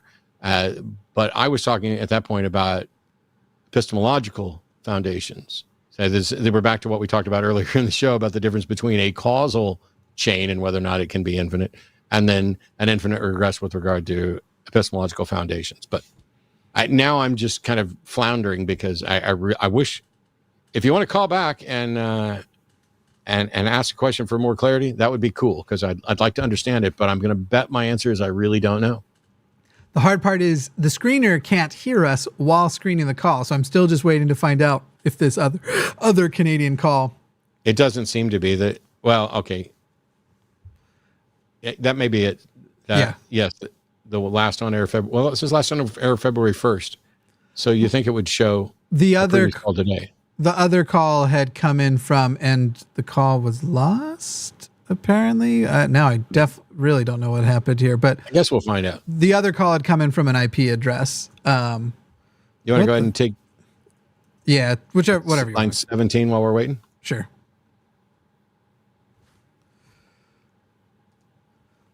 Lou in Ohio, you're on the line. Oh, hello. Hello. How are you? Hey, Lou. How are you? Doing all right. Word. Yeah, so I don't know if it probably says there on the call screen, but I was just curious about like arguments that appeal to emotion. So I have been reading a lot on a lot of people trying to pass laws about lowering the age limit for marriage, and it's like kind of a hot topic for me. And you know, when I give sort of my own story, which I know is like pretty anecdotal, it's I get a lot of, you know, like I'm not being very helpful, I guess, in arguing against things like that. And I guess my thought was, like, is there a place for that sort of argument. I mean, I do try to give bodies of evidence, but sorry, I get phone anxiety. That's fine. I've known many people who get phone anxiety. So there's a fallacy called appeal to emotion, where you, instead of making an argument, you're merely trying to rely on somebody's emotional appeal. I would say that picture of a baby on the billboard that is basically an implied argument of therefore God exists is, in some contexts, a fallacious appeal to emotion. But appealing in much the same way that an ad hominem fallacy, which is you're wrong because insert insult here, is different from just an ad hominem attack. If I say you're stupid, that's just an assessment, or you're immoral, or you're a bigot. If I say you're wrong because you're a bigot, then that would be an ad hominem fallacy. Similarly, a fallacious appeal to emotion is an argument that is fallacious because instead of using a valid and sound structure, it just appeals to emotion. Set all that aside, because what you're asking is, do appeals to emotion have any utility? And the answer is absolutely. The problem here is that they can both be used to convince people of good and true things, and they can be used to convince people of bad and harmful things. But there is nothing at all wrong with just saying, I don't understand how you can do that to another human being, or, if that's just if somebody says something racist and gross, just calling it out and saying you're being a bigot. It's not even an argument. It's just an assessment. And that's an ad hominem, but you can do the same thing with emotional appeals.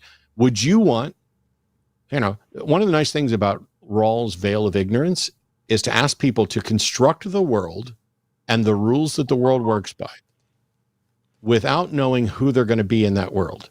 And so if you want to say, hey, women shouldn't have the right to control their bodies, are you fine with that rule being applied to you as a woman, being applied to every other woman, being applied to your child?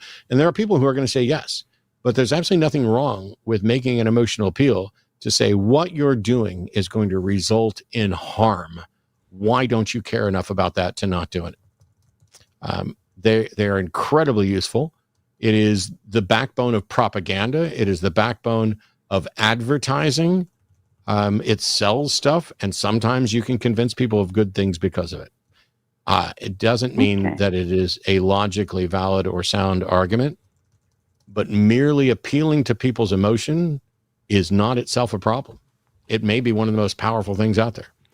Yeah, I actually think like the most useful utility for it is usually stakes establishment. When you're saying like, the reason why we need to get to the truth of this issue is these are the stakes. If we don't, if this is or isn't true, here are the outcomes. And generally that's when you're going to. However, it obviously shouldn't override if somebody is saying this, X is the outcome of Y, and Y is something that causes a big emotional response. They then do need to actually establish that X was the cause. But yeah, for stakes, especially when establishing, and so we talk about that when we're discussing religion. It's not just, stop believing in religion because it isn't true. While that's good enough for a lot of people, in fact, I'd say that's good enough for Matt and I, it's also a stop believing in religion because it isn't true. And here is the harm that untrue belief is doing. And so we talk often about the way it obstructs the rights of queer people, the way it obstructs the rights of women, the way it has the part it has played in racial oppression and slavery and all these terrible things. And a lot of those arguments are emotional, but still core to the actual argument is the truth or non-truth of the proposition. Awesome. Well, thank you guys for your answer. I'll have to. Absolutely. I'll have to remember that if I get someone who's trying to tell me that my story doesn't matter. Well, appreciate it. Thanks for letting me call in. What? Sorry, Thanks. before you go. Go ahead, Jimmy. You're going to say the same thing. Well, maybe not, because I think I might have missed it. What did you share the story that they said doesn't matter?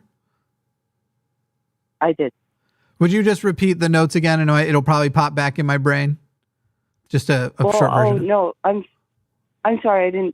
I didn't share with the call screener. I didn't. No. I meant just the highlights. If you'll just share the highlights again, my brain has lost it.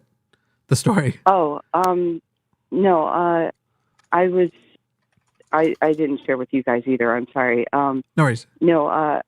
It's my dad was a pedophile, and it was he kind of really screwed up our whole family, made purity culture kind of times 100 in our household, and it just really like messed with the lives of me and my siblings for well into our adulthood. So then, in short, I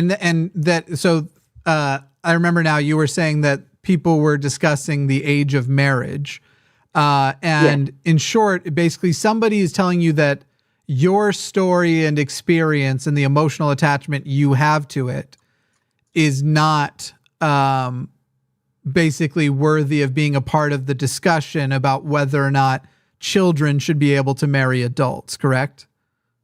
Yes. Yeah, they are absurdly wrong. Because while you could say, here is, again, we're talking about stakes establishment, and you're describing, here is a person who was an abuser, and his abuse may have been able to take place legally if this law were to pass. And so, your awareness of the story, because it's so close to you, and if they have the ability to counter that, sure, but on the basis of that, because you are emotionally, if anything, that's a different fallacy. Because you are emotionally attached to this argument, it is wrong. That would be a type of logical fallacy. I just don't know that one has a name, because the emotional fallacy is not that one. But yeah, on the basis of you are emotionally attached to that, therefore your argument is wrong or worthy of dismissal, is in itself a logical fallacy. And they are quite wrong to say you establishing here is the kind of abuse. And it's not as though you did that in a vacuum, as though you've done that unaware that abuse is ubiquitous across both the world. And then it says here, you're in Ohio. They are absurdly wrong to say that it should just be dismissed because you have an emotional attachment. If they can demonstrate that you are wrong and you're blinded by that because of your emotional attachment, that is quite something else indeed. It'd be hard to do, I think. Yeah, I think the data's on your side. Well, I appreciate that. Thank you guys very much. I'll let you guys go. No, thank you for calling. Matt? What were you going to say to Matt? Go ahead. Oh, I think that was, I think they were hanging up on you. Oh, that's so awesome. Yeah, that's funny. We did get one of the theists back, and yeah, not the same theist, but a different Canadian theist. So we're going to talk to Greg in Canada. Greg, you are on the line. Hi, how are you guys doing down there? Oh, just fine. It's getting warmer, but it's not as bad as last year so far. Well, it's nice up here in Canada. Okay, listen, I have spoken in the past with Matt a couple times, and I'd like to, I don't know if he wants to go back to one thing that he mentioned to me, asked me, and I'm trying to look up the scripture. I wasn't prepared, and I've had a couple of beer again. Well, I think it's Jeremiah 31:37, where it says measuring, if anybody can measure the universe, and Matt asked me if I looked it up in the original text of Hebrew or whatever. But now here's the thing. I looked up the top 4 translations that in the world, like the NIV, the ESV, the King James and the New King James, all 4 of them use the word measure. So I don't think I really have to go all the way back into, the original if they've already used it, because I think that's proof enough that the word is measured. Do you understand what I'm saying? I'll get you the scriptures. Greg. So here's the issue. Here's the issue with what you're saying, and it is the assumption that the differences between the top 4 versions are differences based on translation. Well, yeah, but they all use the same. They all use the same word, measured. I just responded to that, bud. I'm not saying you're even wrong. I'm just saying the problem with your argument is the presumption that the difference between the 4 versions are purely translation. Stop?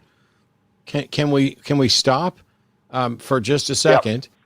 Greg, I have no fucking idea what you're talking about, what we talked about, what verse you're talking about, what the point was. Okay, but I don't think it's Jeremiah. Right, but I'm still talking. Yes, it is. But I don't. But okay, it's Jeremiah then, and not Isaiah 40.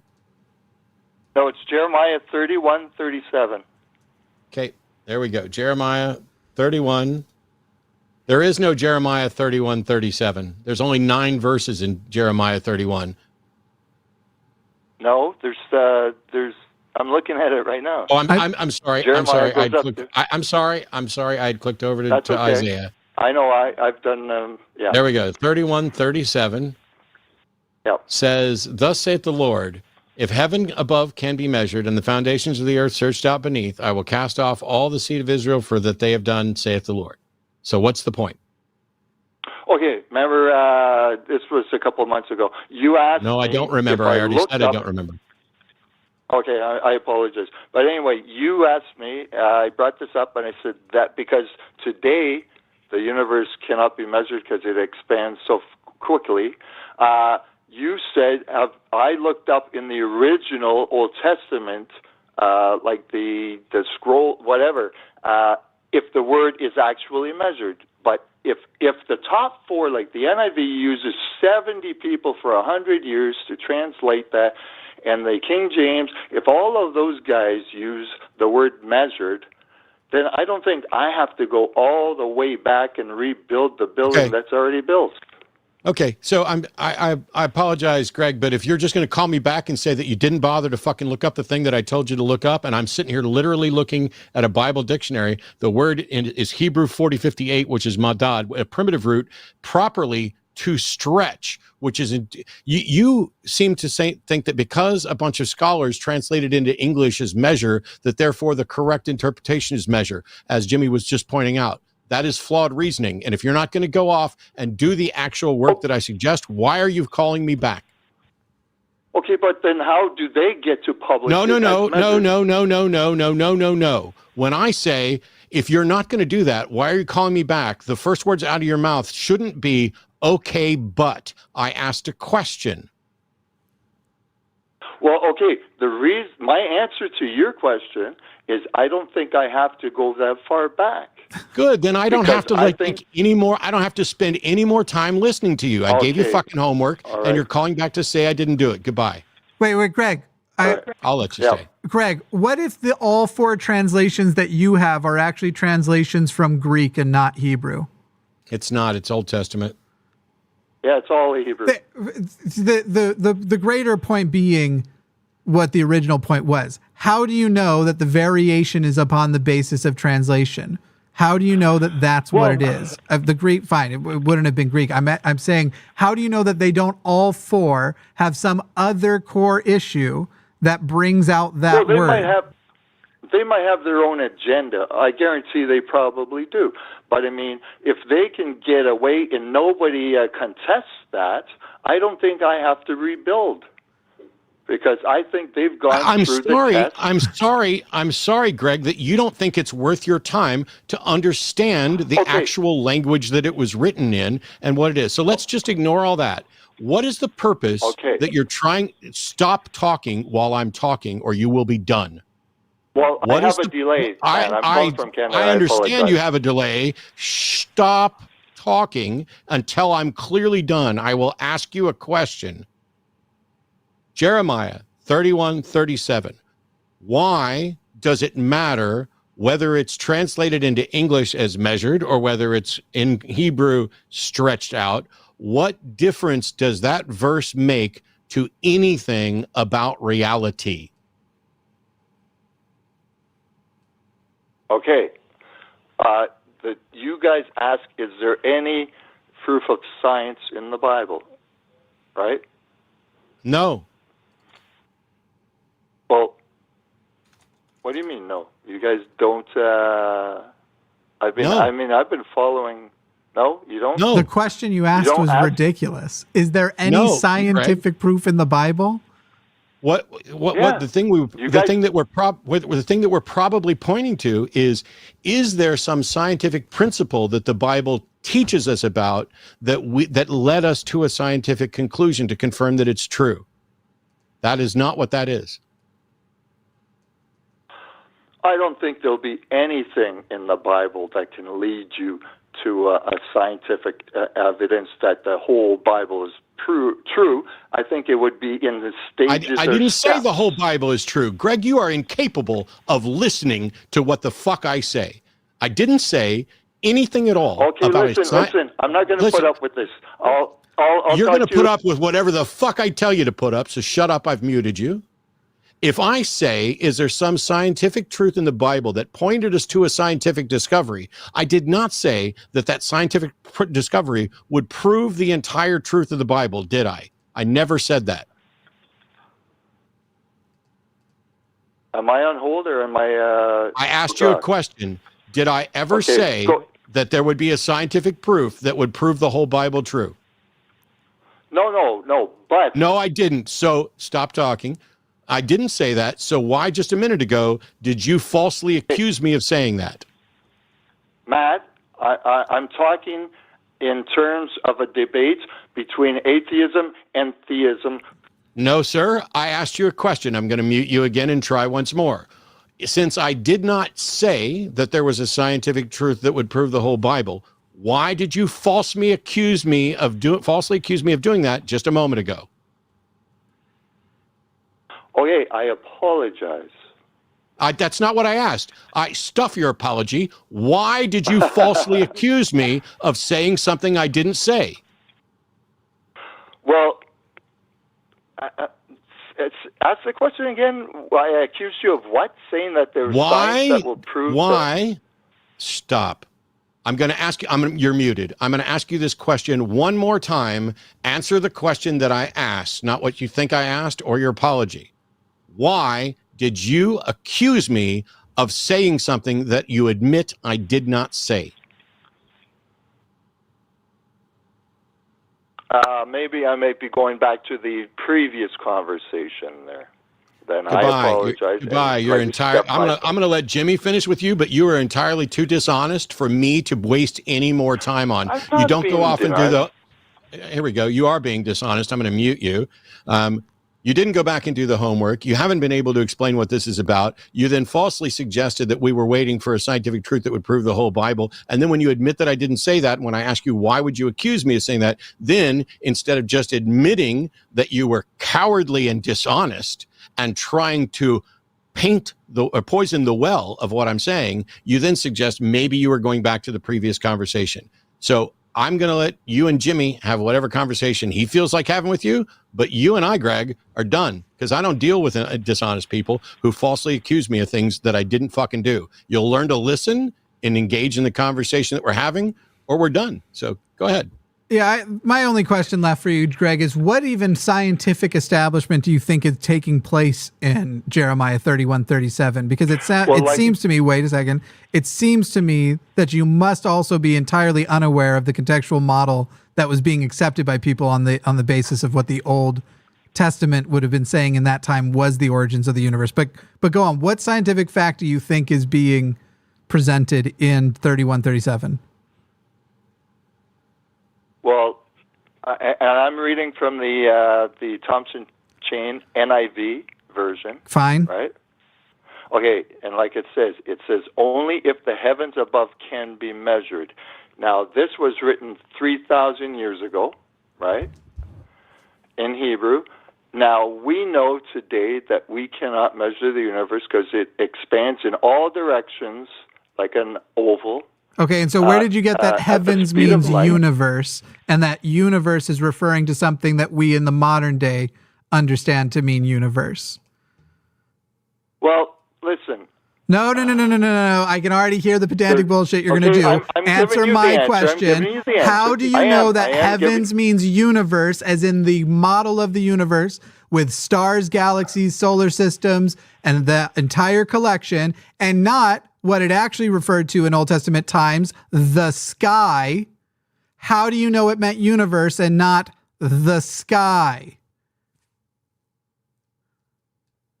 Well, is the sky expanding? I swear, like, do you know how to answer? Hey, what's your favorite food? You're not going to answer that either, I bet. Yes, how do you know meat. It meant universe and not sky? Well, it doesn't. It's not specific, but we know that there's usually in the Hebrew tradition there was three levels of heavens, right? The sky heaven, the universe heaven. No, there was never a universe heaven because there was no concept of the universe. There was the dome with the lights in the sky. What you are saying is untrue. What we now call the universe is not what they... Isn't it called the firmament? Is it not called the firmament? The firmament is called the firmament, and what you are describing, you are literally trying to go in their model, which was a flat earth model and literally a physical thing. They had a totally wrong concept of what the beyond the land was, even up into the sky, and what clouds were and what fucking thunder meant.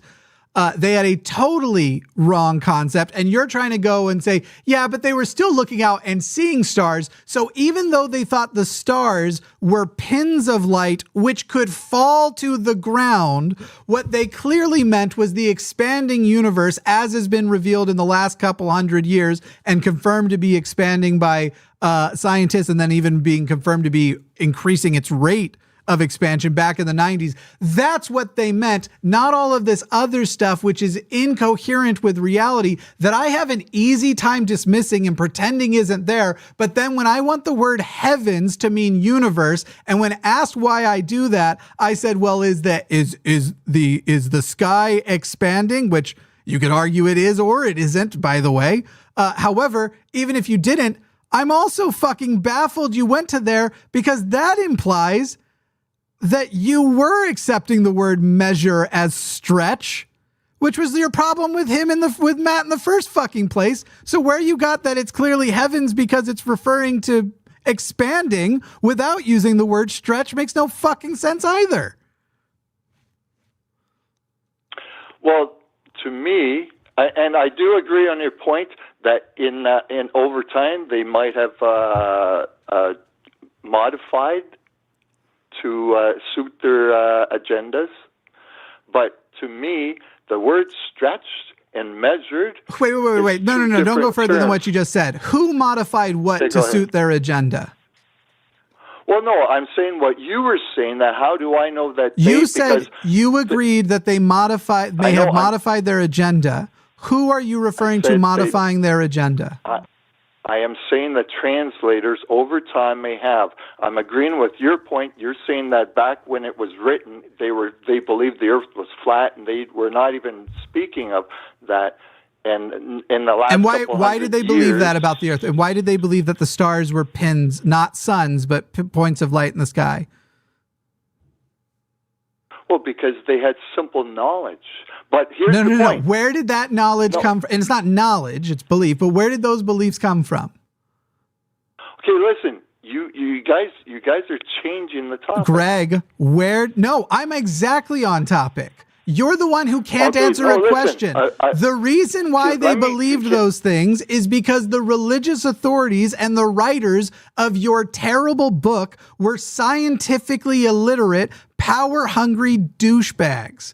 And you're sitting here defending that while they were being scientifically illiterate, there's actually some greater purpose because the word heaven and measured was used, and it was referring to a concept that nobody at that time had even an inkling of understanding is. So God is apparently asking them to write things that they could not understand, but didn't think first he should explain that stars are suns, that galaxies exist, what a solar system is, and that when the moon shows up in conjunction to when there are waves on Earth, if we just want to start adding more to the ridiculous scientific claims of the Bible, when the light showed up versus when the sun did, whether or not the moon emits light or reflects light, you're defending that God was actually referring to some greater concept we wouldn't understand for years and decided to just let his people that he's talking to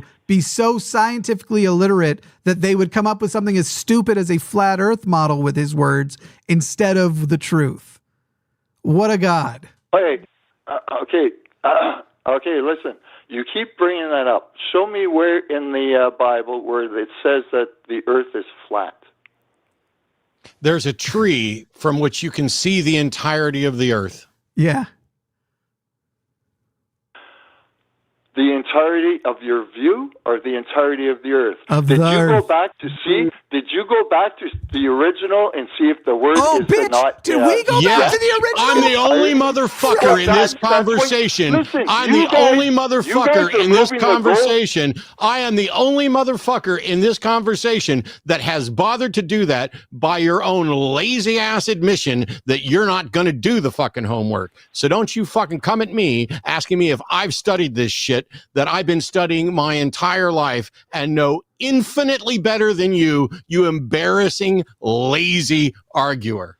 By the way, going back to the original provides more support than just the tree example when they're talking about the round disc and everything else. How dare you at the beginning of this show? Shut up. How dare you at the There you go, beginning you're of muted. this call say, I don't have to go back. I don't have to go and check that original language. And then later, when you have lost and you have been embarrassed at And how lied. scientifically illiterate you and the Bible you're defending are, how dare you then say, have you gone back to the original with apparently no acknowledgement of the irony? I will now unmute you. Answer that question. You guys suck, man. Word. Yeah. Later, Dick. We suck so bad. That's the best rebuttal ever. We suck. Yeah. Hey, don't apply for NBOSS, Greg. You are not equipped. You are not ready. I want people coming into NBOSS who can present a 10-minute coherent view that can then be challenged. You aren't willing to be challenged. You aren't willing to do the homework. You think that you, by reading a couple of English translations, have determined that Jeremiah 31:37 suggests that the heavens can't be measured, which, by the way, we have. We know the age of the universe and how much it's expanded, so we have measured it. It didn't say it was immeasurable at all. The verse is saying, and you can do it in 25 different translations if you want to. It's thus saith the Lord, if heaven above can be measured and the foundations of the earth searched out beneath. Wait a minute. What's that? The foundations of the earth. Isn't that the pillars that the earth is supposed to rest on? You and your backwards ass Bronze Age science. I will also cast off the seed of Israel for all that they have done, saith the Lord. And so you're suggesting this is an implication that we've now discovered that we can't measure the universe, but we can, and we have. And in the end, there's nothing in that verse that demonstrates any scientific truth, doesn't even lead us to any scientific truth. It's called poetry. It is someone saying God will not abandon Israel, and God's love is as big or bigger than the universe. And because none of you can count the number of stars, but God knows all the names of all the stars and knows how many hairs are on your head. Well, you know what? We can, in fact, count how many hairs on our head. And while we can't count the stars, we can approximate and know how many stars there are out there. This is ancient Jews exaggerating.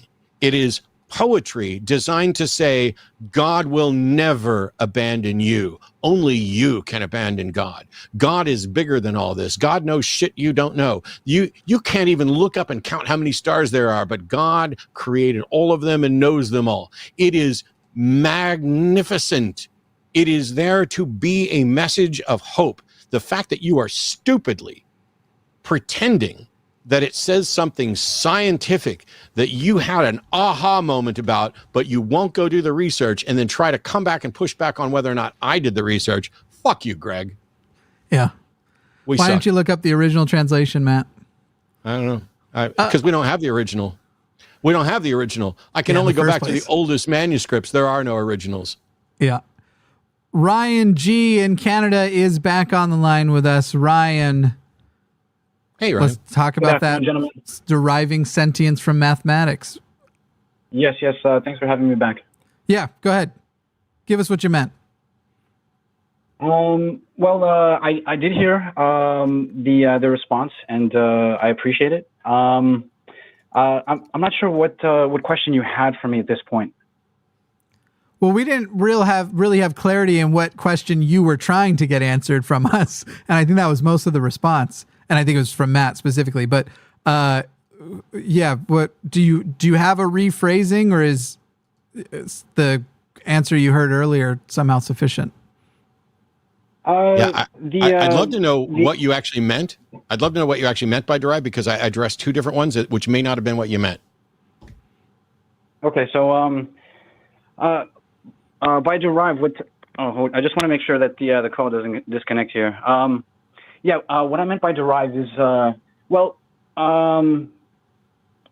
please feel free to correct me if I'm wrong, but I believe that reality is mathematical truth.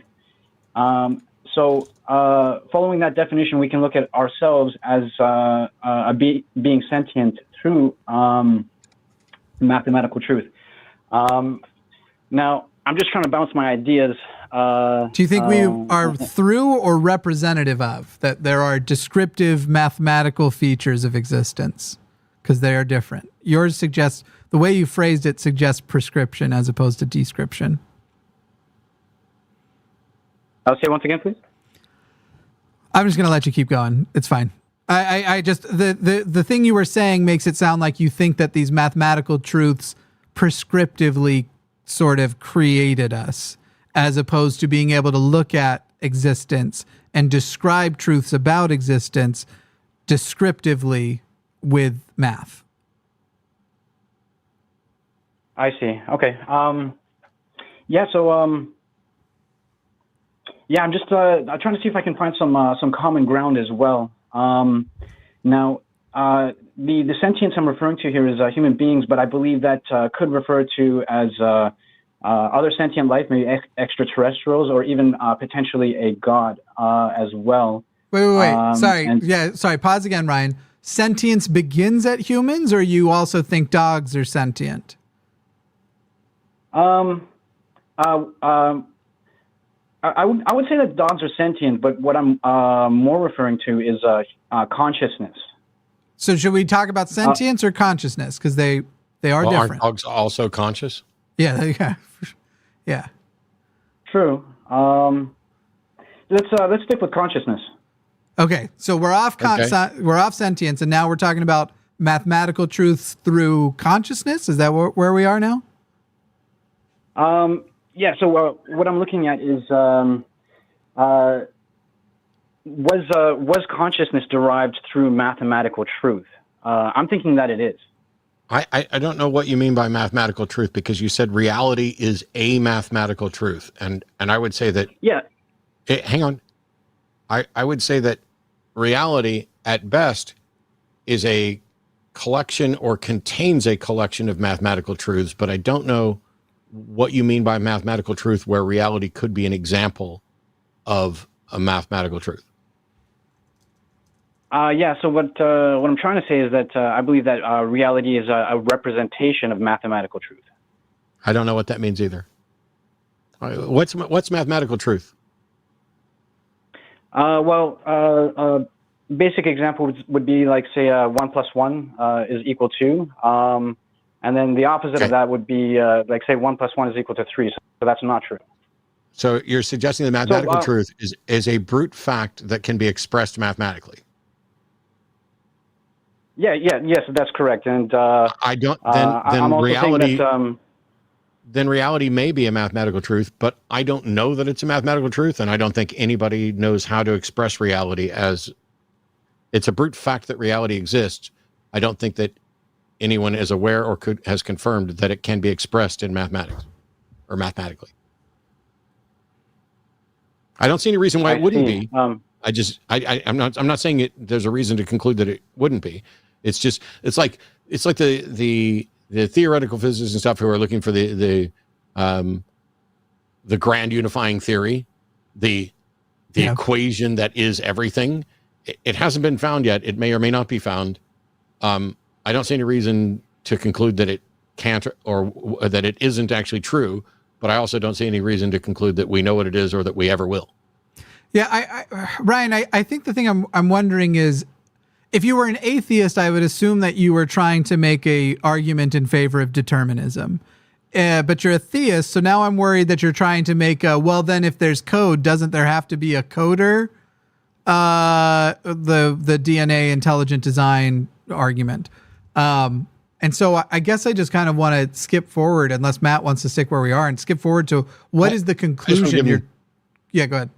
I just want to give him time to respond to what we said so far, so that sure, because it sounds like he's going to revamp some stuff, and maybe we'll get to some understanding. Because if we're actually seeking common ground, please, for all that is holy and unholy, I'd love some common ground. So go ahead, Ryan. Word. Yeah, absolutely. So I'm under the impression that math is the foundation for the construct of reality. What are your guys' thoughts on that? I'm not opposed to it. I mentioned it both in my quick summation earlier, that I talked about it in a recent debate with a Muslim that was using a contingency argument, and that I'm not necessarily opposed to the idea. There's a philosopher who proposed it, but I don't accept that it is the case. I just don't know how to show it's not the case. Okay, cool. Thanks for the answer. I definitely appreciate it. Yeah, I guess what I'm getting at from my perspective is that I have a little bit of a fascination between the relationship between mathematics and spirituality. I guess there isn't much one there, but as human beings, we're going to be exploring both of those topics. So I appreciate you guys talking to me about that. Don't leave though. It sounds like you're wrapping up, and don't leave. But no, not at all. I have another topic. It might be something that you might be interested in. It might be entertaining. What do you guys think of the number 2/3 and its relationship to spirituality? I don't know what spirituality is. This is the point I was getting to. You said you're fascinated by the connection between mathematics and spirituality, and as I mentioned in a previous call, and probably 500 times before that, I don't know what spirituality is. So I don't know what you're talking about. I understand. I guess spirituality is just the experience that we go through as human beings, the emotions, nothing supernatural or anything like that. Yeah, that's what I was getting at. But the number that I was referring to, 2/3, it's also sometimes referred to as the mark of the beast. Do you guys see any significance in that number? I don't sit around looking for significance in numbers, because I have no reason to think that it's going to be a productive pursuit that's likely to lead me to any understanding. And there's a lot of evidence of the opposite. I see. Okay. Ryan, cool. I had as my logo on forums for many years, phi, 1.6180, blah blah blah, as the golden ratio. One of my favorite films of all times is Donald in Magic Land, and it talks about the ancient Greeks and finding the meaning and stuff in these various mathematical concepts. I think while that's interesting, I think it all begins with a flawed assumption, and that is that there's some hidden message that we need to suss out about mathematics, when really mathematics, we've invented the language of mathematics to work with truths in the universe, not to discover truths. It's not that 0.6666666 repeating has some meaning or message for us. So yeah, I've never sat around going, what interesting connection could this have to spirituality, in part because I don't know what spirituality is, but also because I don't see any reason to think that's a fruitful pursuit. I'd rather learn about genetics and breed animals and study arguments and evidence and logic and try to find out what's true about reality from the methods that we already know have a good likelihood of leading us to truth. Math, you could argue, is the thing that leads us to the most truth, but it's not. It's, 1 + 1 is 2, 2 + 2 is 4, all within, base 10 and normative definitions. But that's not pointing to some discovery of a truth. Math is how we've learned to manipulate, to better grasp the relationship between things and quantify things. But to suggest that there might be a message to discover that is like spiritual. I know you ruled out the supernatural. I'm not trying to do that. It's just, I get it. It's your fascination. Why? Here, maybe do it this way. Why, Ryan, should someone care about 2/3?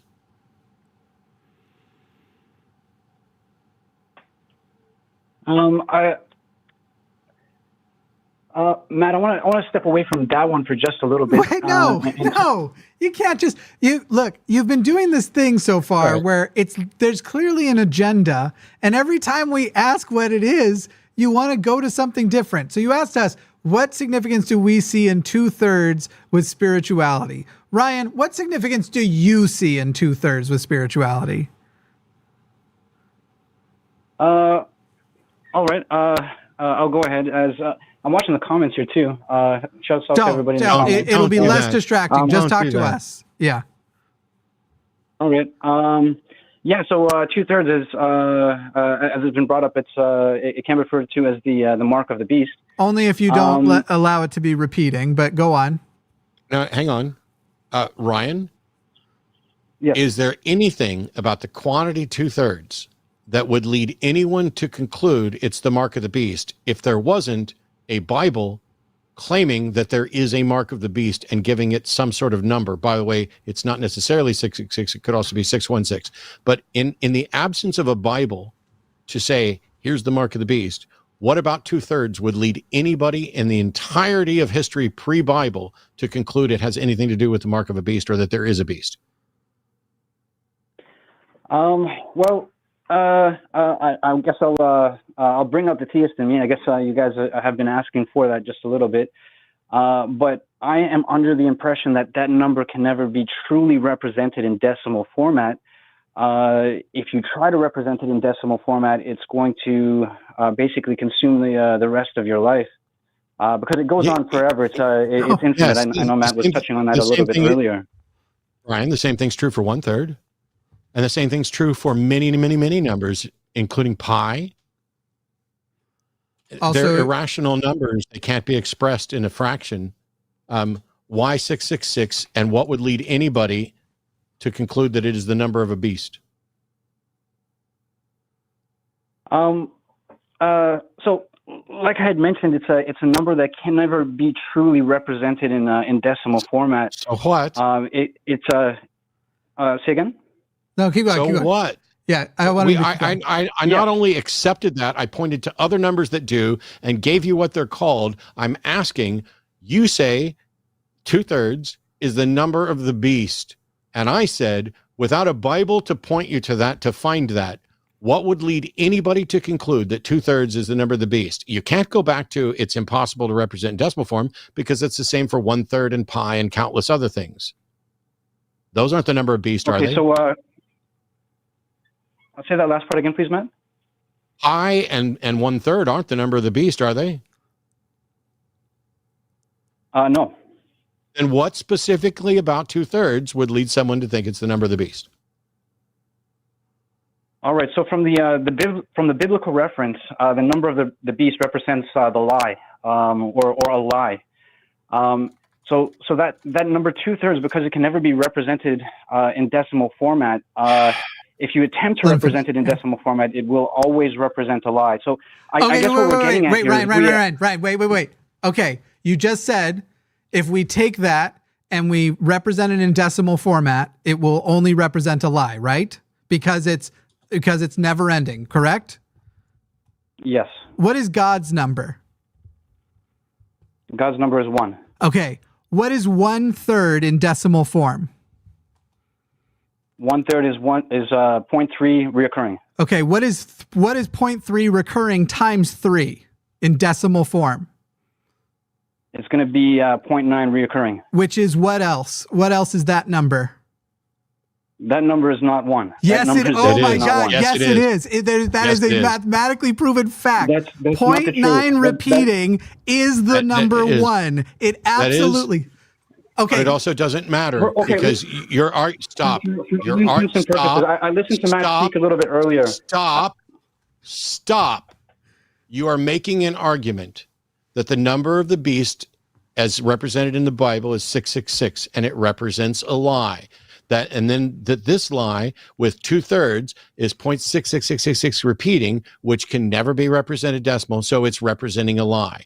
You are constructing all of this based on beginning with the notion that there is a number of the beast that is 666, because everything that you said in your argument is also true for 333. If the Bible said that 333 was the number of the beast, you would be calling in to say, hey, what do you guys think of 1/3? Because the number of the beast is 333, and 1/3 can't be represented as a decimal without it being a lie.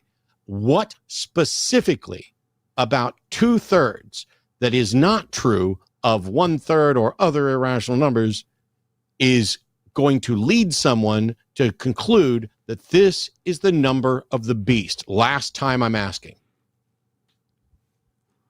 Yeah, so the number of the beast represents a lie. We know that the number 1 is not. You're not listening and you're not answering. Reoccurring. And no, Ryan, I don't want to hear another word from you today. Because I asked a very specific question. You don't get to begin with what the Bible says. You can begin with the number, and then you show me how someone could reasonably conclude that's the number of the beast. And you won't do that. Why won't you do that? Honestly, Matt, I'm not sure if I understand the question. Maybe if you rephrase it differently, I'm going to honestly try to answer it as honestly as I can. Fine. Let's imagine that the Bible said 333 is the number of the beast. Would you be calling in about how 1/3 represents a lie because it can't be represented in decimal form and therefore it points to the number of the beast?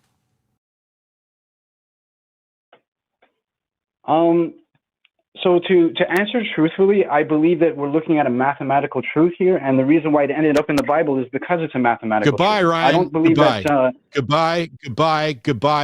I'm tired of doing all the heavy lifting in this conversation. I gave you 25,000 opportunities to correct this, but you won't. I honestly have no idea what you want me to do, Matt. Toss out the Bible. There is no Bible. There is no reason for anyone to know what the Bible says about anything. What about the fact of 2/3 would lead anyone to conclude that it is in fact the number of the beast? Because it's impossible to represent it decimally. It's a lie in that sense. Why is that not also true for 1/3?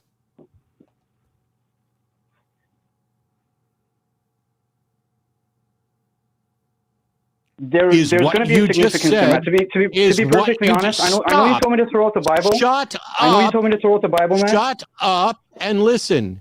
What you just said about 2/3, that it's impossible to be represented decimally, is that not also true for 1/3? Yeah, I agree that it's true for 1/3 as well. I believe these numbers are related to each other. Is Matt, if we look at the 1/3? Bible, Stop. I'm asking you questions. Answer only the fucking question I asked, or I will drop you like a hot rock. I'm trying to get you past your confusion. You said that because 666 can't be represented as a decimal, that would lead someone to conclude it's the number of the beast. But that's also true for 0.33333. Why doesn't that lead someone to conclude that 0.333 repeating is the number of the beast? What is specific and unique about 2/3 that does not apply to 1/3?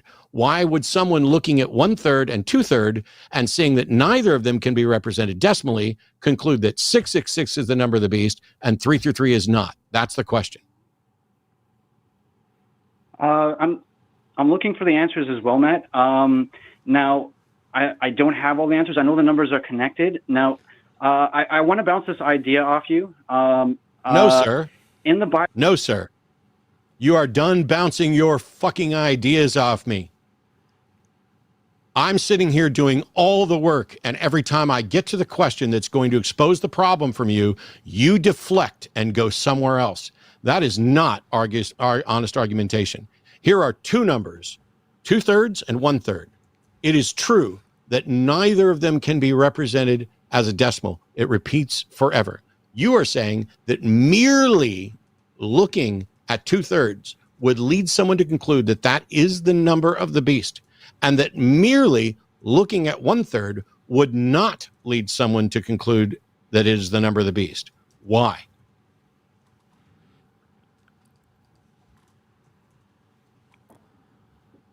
Well, I received a beep. I asked, why are you saying that 666 is the number of the beast and 666 repeating is the number of the beast and 333 is not the number of the beast? When the reason that you gave is true for both of them. What's special about 0.66666 repeating that makes it the number of beast and not 0.333 repeating? Yeah, like I said, Matt, I'm looking for the answers as well. I believe the numbers are related, and in the Bible, I don't give a shit. I don't give a shit. I'm looking for the answers as well. Answer my question or say I do not have an answer to that question. That's there are only two sets of words that can come out of your mouth right now. One is, I do not have an answer to that question. And the other one is, I have an answer to the question and it is this. Anything else and I'm hanging up.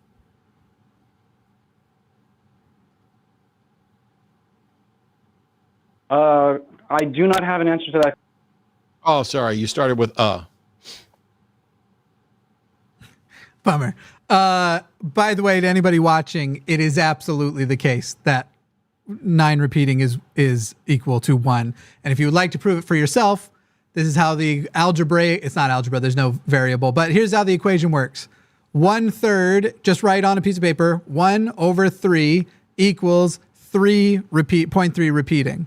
And then multiply both sides by 3. And what do you get? And just the way Ryan did, on the right-hand side, you get 0.9 repeating. And on the left side, you get the number 1. Or you could say 9/3, which then becomes, 3/3, which becomes 1.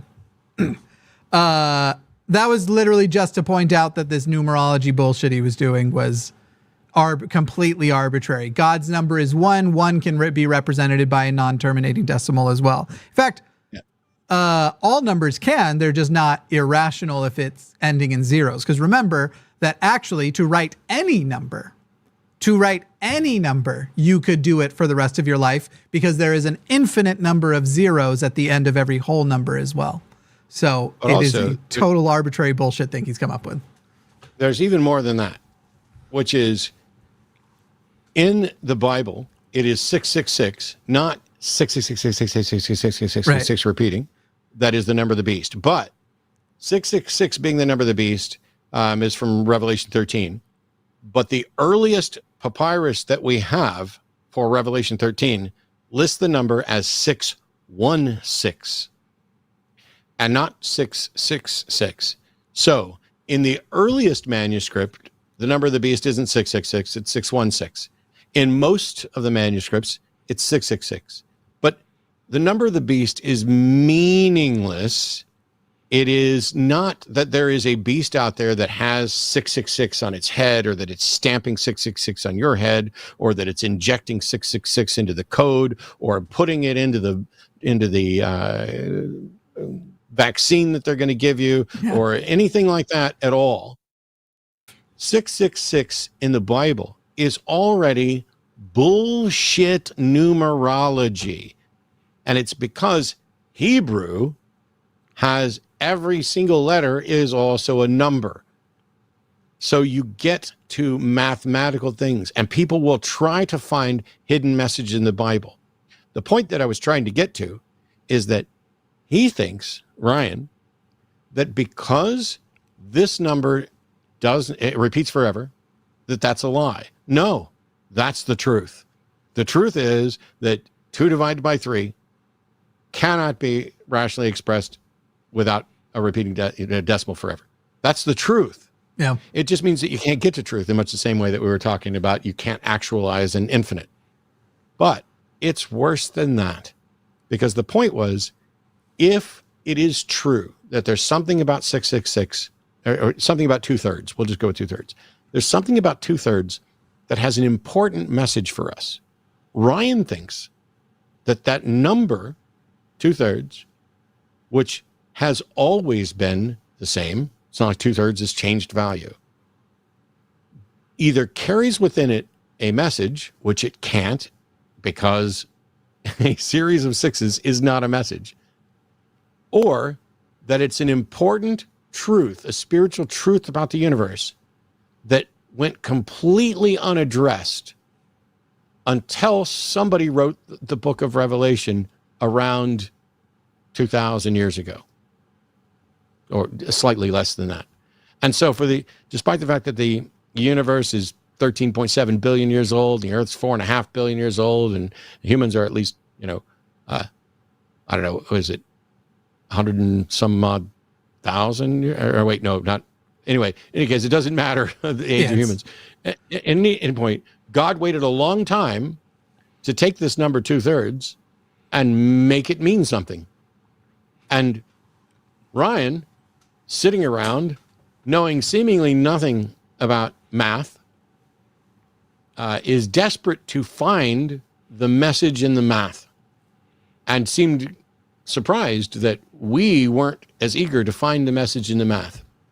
There's a number of movies that demonstrate, like there was one, somebody in chat will know the name of the movie, where it's about a Jewish guy who's trying to find the hidden message in the Bible. And then there's all these Bible codes and everything else.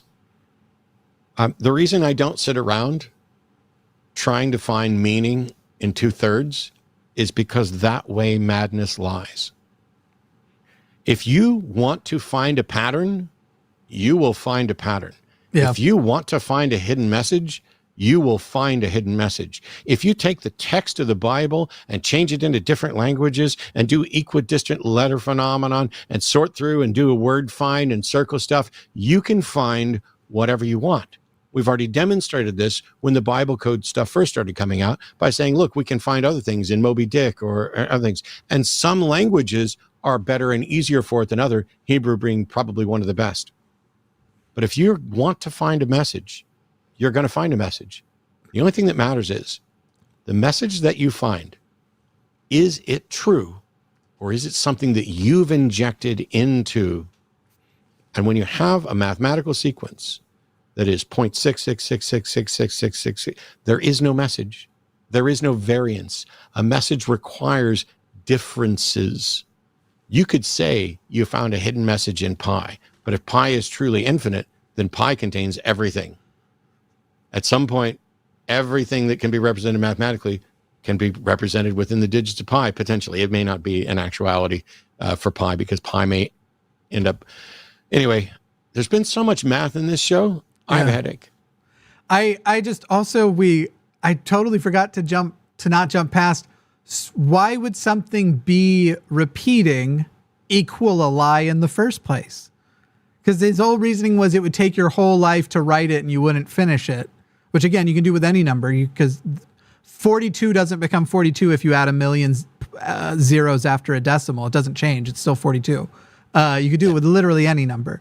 But even if you couldn't, what does a repeating number? And now I can do it with anything, kind of like you were just saying. Oh, the Godhead is the Father, Son, and Holy Ghost. And the Father is 1/3 of the Godhead. Therefore, it being a repeating number is a lie. And the Father is, which also makes the Son, which also makes the Holy Ghost a lie.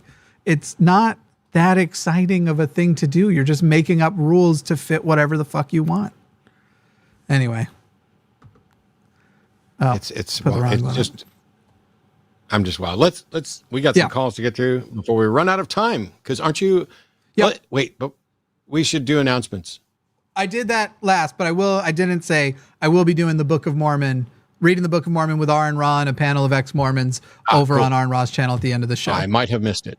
Thank you. Yeah, it was while you were resetting your mic. That's how I was filling time. Dennis in Poland Poland, but are Ukrainian. So a Ukrainian, I assume, refugee in Poland. You're on the line. Hey there. Hey, Matt. Hey, Jimmy. Well, I'm not a refugee, but yes, I am Ukrainian. Okay, cool. Yeah, first of all, thank you for this time frame. It's awesome. Wait, let me mute the show so I don't get bamboozled. Appreciate it. I can listen to the show without wrecking my sleep schedule. Yeah, so thank you on that, on behalf of the whole Europe. What I was gonna ask you, okay, so as I put in really concisely in the description, listening to lots of your shows and lots of debates, I've been doing that obsessively, and I did not realize why do I do that, and I think it's because I wanted subconsciously to emulate something like this, because I feel there is a giant need for that in my language, in Ukrainian and in Polish. And so far I've been I just recently realized, listening to you guys made me realize that I am actually an atheist. And I've been trying to expose myself to believers to present like a reasonable, maybe even likable, hopefully human being who is non-believer, yet they can have conversation and stuff. So I've been doing this in real life, and I just out of curiosity Googled like on YouTube atheist in Ukrainian, and all of what I got, literally all of what I got, was fundamentalist Christians talking about how we are fucked up, or how we are I don't know, sadness or something. So I have this idea to set up a show in a slightly different format, because we have a really popular format on YouTube, talking with people in chat roulette, in like on Omegle, and I would like to do that. But my question to you would be, the few times that I try to engage people, believers in Ukrainian, very very often it came down to, you know what, communists were atheists. You are just like a communist, and let me just give you my historical context. It's not quite as the same as in America, because in Ukraine, like my family was hurt by Russian Bolsheviks, and I know people whose family was killed very brutally so it's like very very much a sore wound still. And I've been having trouble addressing this issue in a way that still makes people listen to me, you know, so not just makes them say, like, dismiss me. And I would be curious to your ideas on this. Yeah. Dennis, I'll tell you, we do get similar versions of that kind of thing here. And there's multiple directions you can take it depending on the conversation you're in. Generally, whenever somebody brings up something like, "Oh, communists," you know, they'll often lie and say Nazis specifically, but these even though they were Catholic anyway. Sure, which isn't true. They were Christians. But anyway, they were. Usually, I will ask, okay, what principle of atheism was communism running on? Because there aren't any. And usually what I will do is try to have a conversation which exposes by asking questions that they don't even know what the term atheist means, and they're not actually using a meaningful use of the term, we'll say in this case, communist.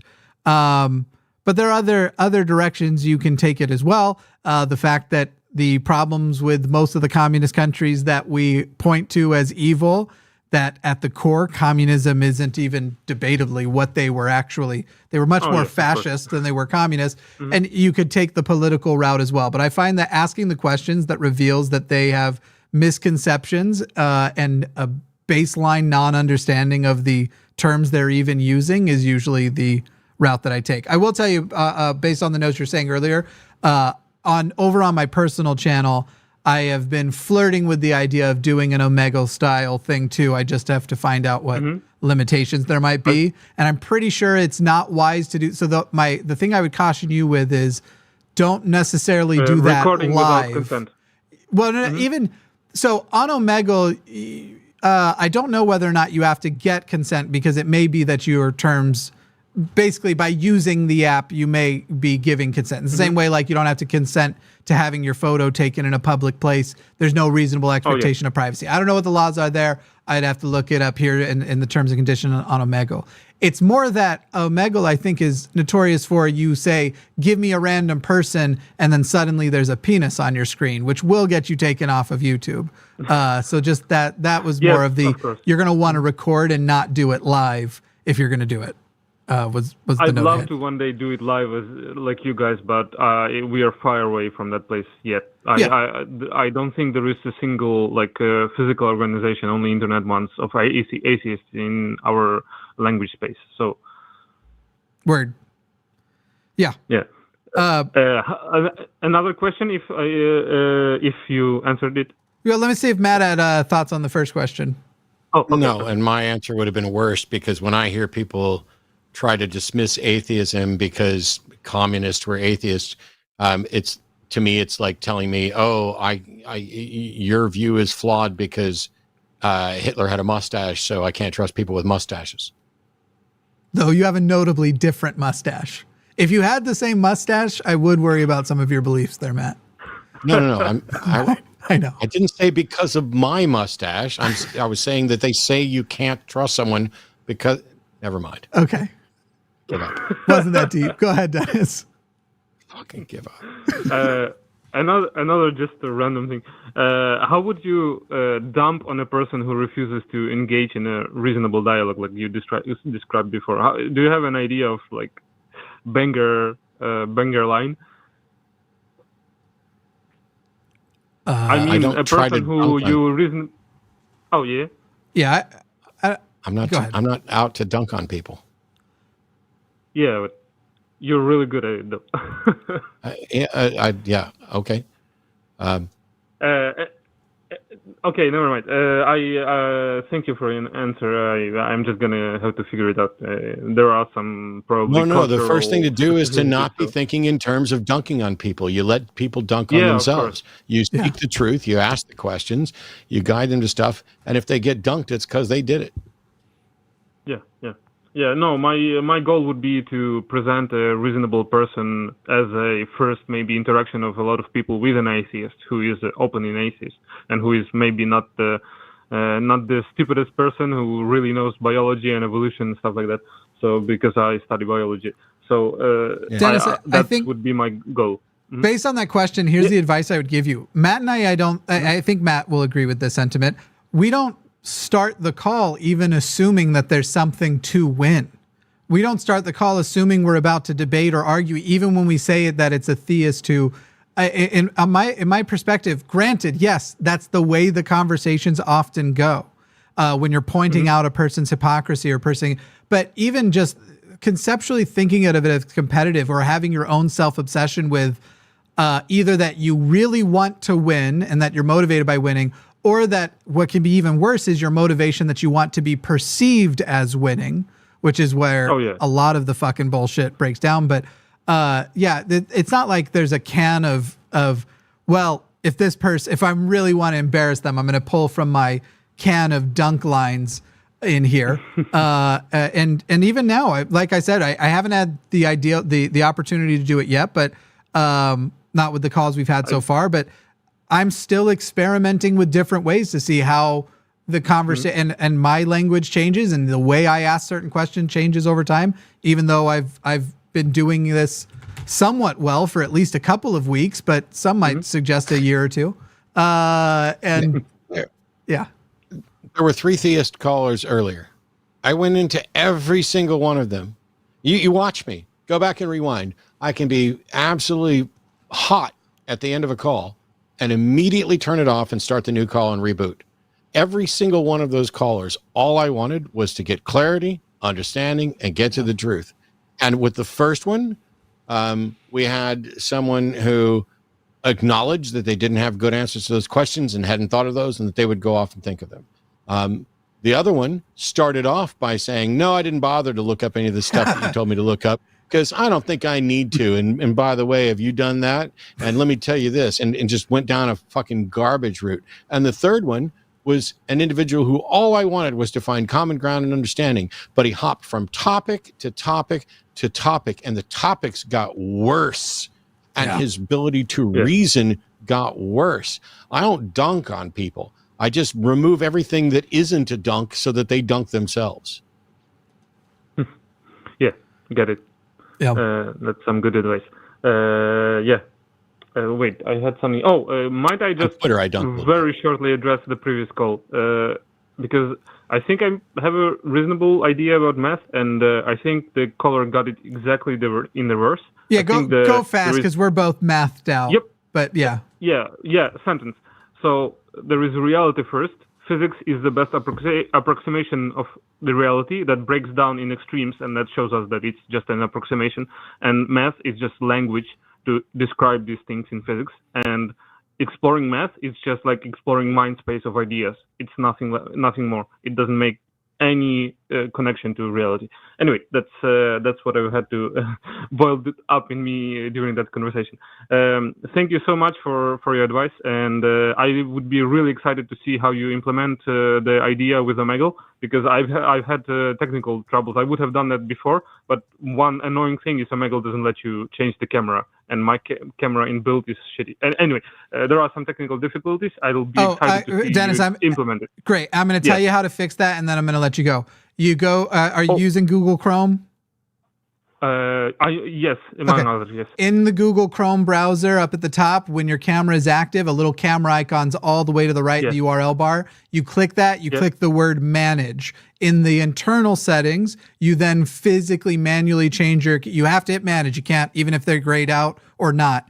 You hit manage, and then there will be a camera option. Then you change the camera, and then you go back to Omegle and you hit refresh. And the reason why I know this is the solution is we use a browser link connection so like Matt is connected to me through a browser right now. And that's how we have to fix it, because there's no built-in option, or there used to not be a built-in option to what we use, but there is now actually. Oh, that's so annoying. Can I, I'm not sure if I understood everything perfectly just right now. Can I just write an email to you if I forget how to do it exactly? Because but Dennis, I'll tell you the other way is you could just go back and watch the end of the call again.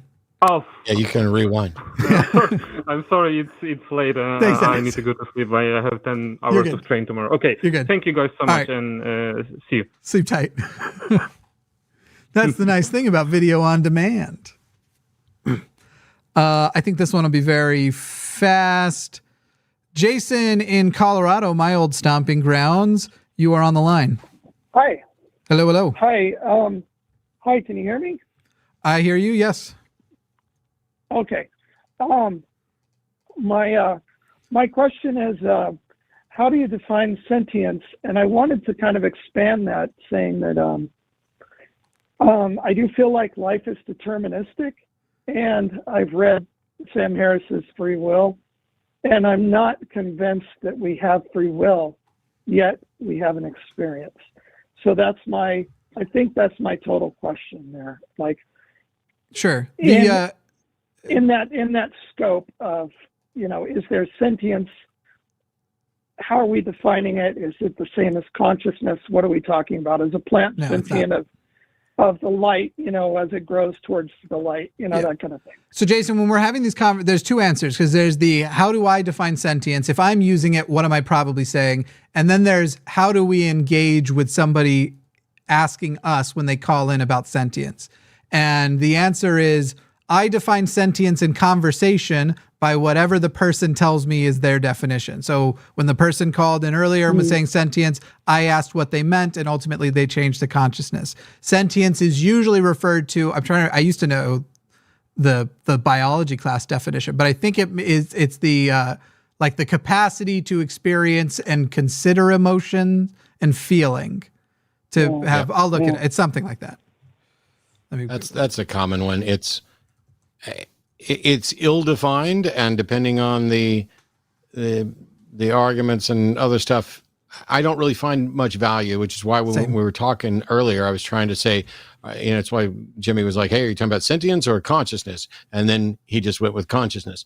And that should have been, by the way, a big red flag, that somebody wants to talk about, math and the Bible and sentience, but is okay, or, math and sentience, but is okay shifting it to consciousness, which is something different yet related.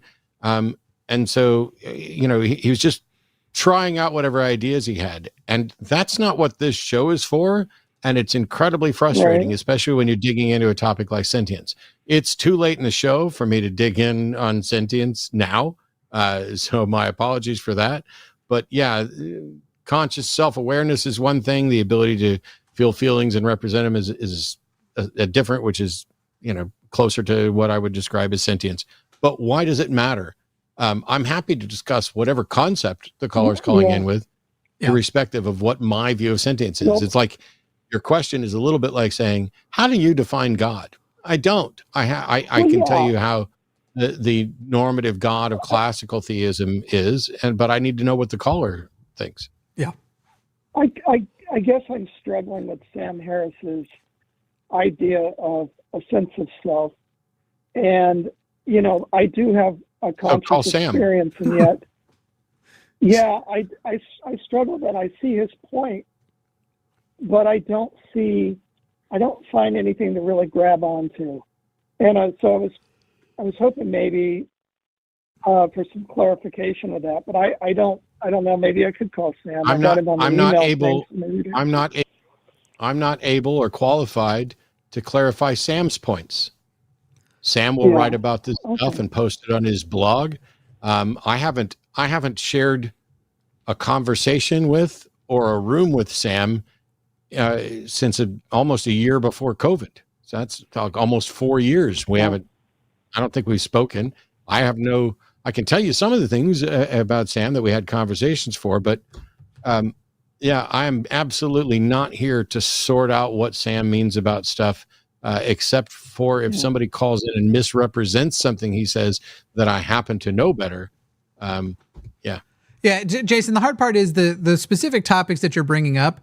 Again, we've got definitions and it could be, but everybody is going to have, when you start to unpack them, different feelings on them. So when it comes to the concepts of sentience or consciousness, when it comes to consciousness, for example, I don't think that consciousness, I don't believe consciousness exists in a meaningful way separate from just a collection of several things our brain does simultaneously. Whereas there are a lot of people who believe that consciousness is independent of all of that.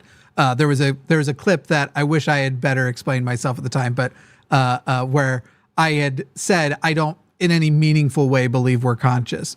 I literally believe we're conscious, that we're awake and everything, but not that it's an independent concept from these other things. And even then, whenever a person calls, so why are we conscious? And you even ask them, what is it? What do you mean by we're conscious? And they end up eventually just getting to a term that basically means awake and experiencing things. Sentience is the same way. I think we're all meat computers. So I don't see why a computer doesn't have the potential for sentience, and yet it potentially could even be sentient in ways we don't understand yet, that they are sentient. But it's the conversations have too much personalized subjective nuance to be able to have a meaningful objective conversation that starts with what the definition of that word is. Yeah. Okay. Word. Well, thank you so much. Thanks, Jason.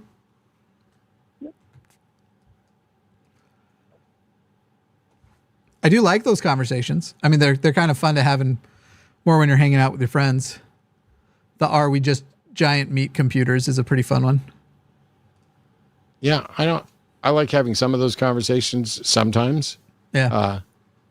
10 minutes before the show's over to start digging in on consciousness and what it means and what we call it. And then to go down the route of what does Sam Harris mean by all of this? Look, if I know, I don't know that Sam and I spent any time talking about consciousness. We did talk about free will. And he's also talked to Dan Dennett about free will. And Dan thinks that Sam is a compatibilist and just doesn't know it. And I find that absolutely hilarious. Word. Yeah.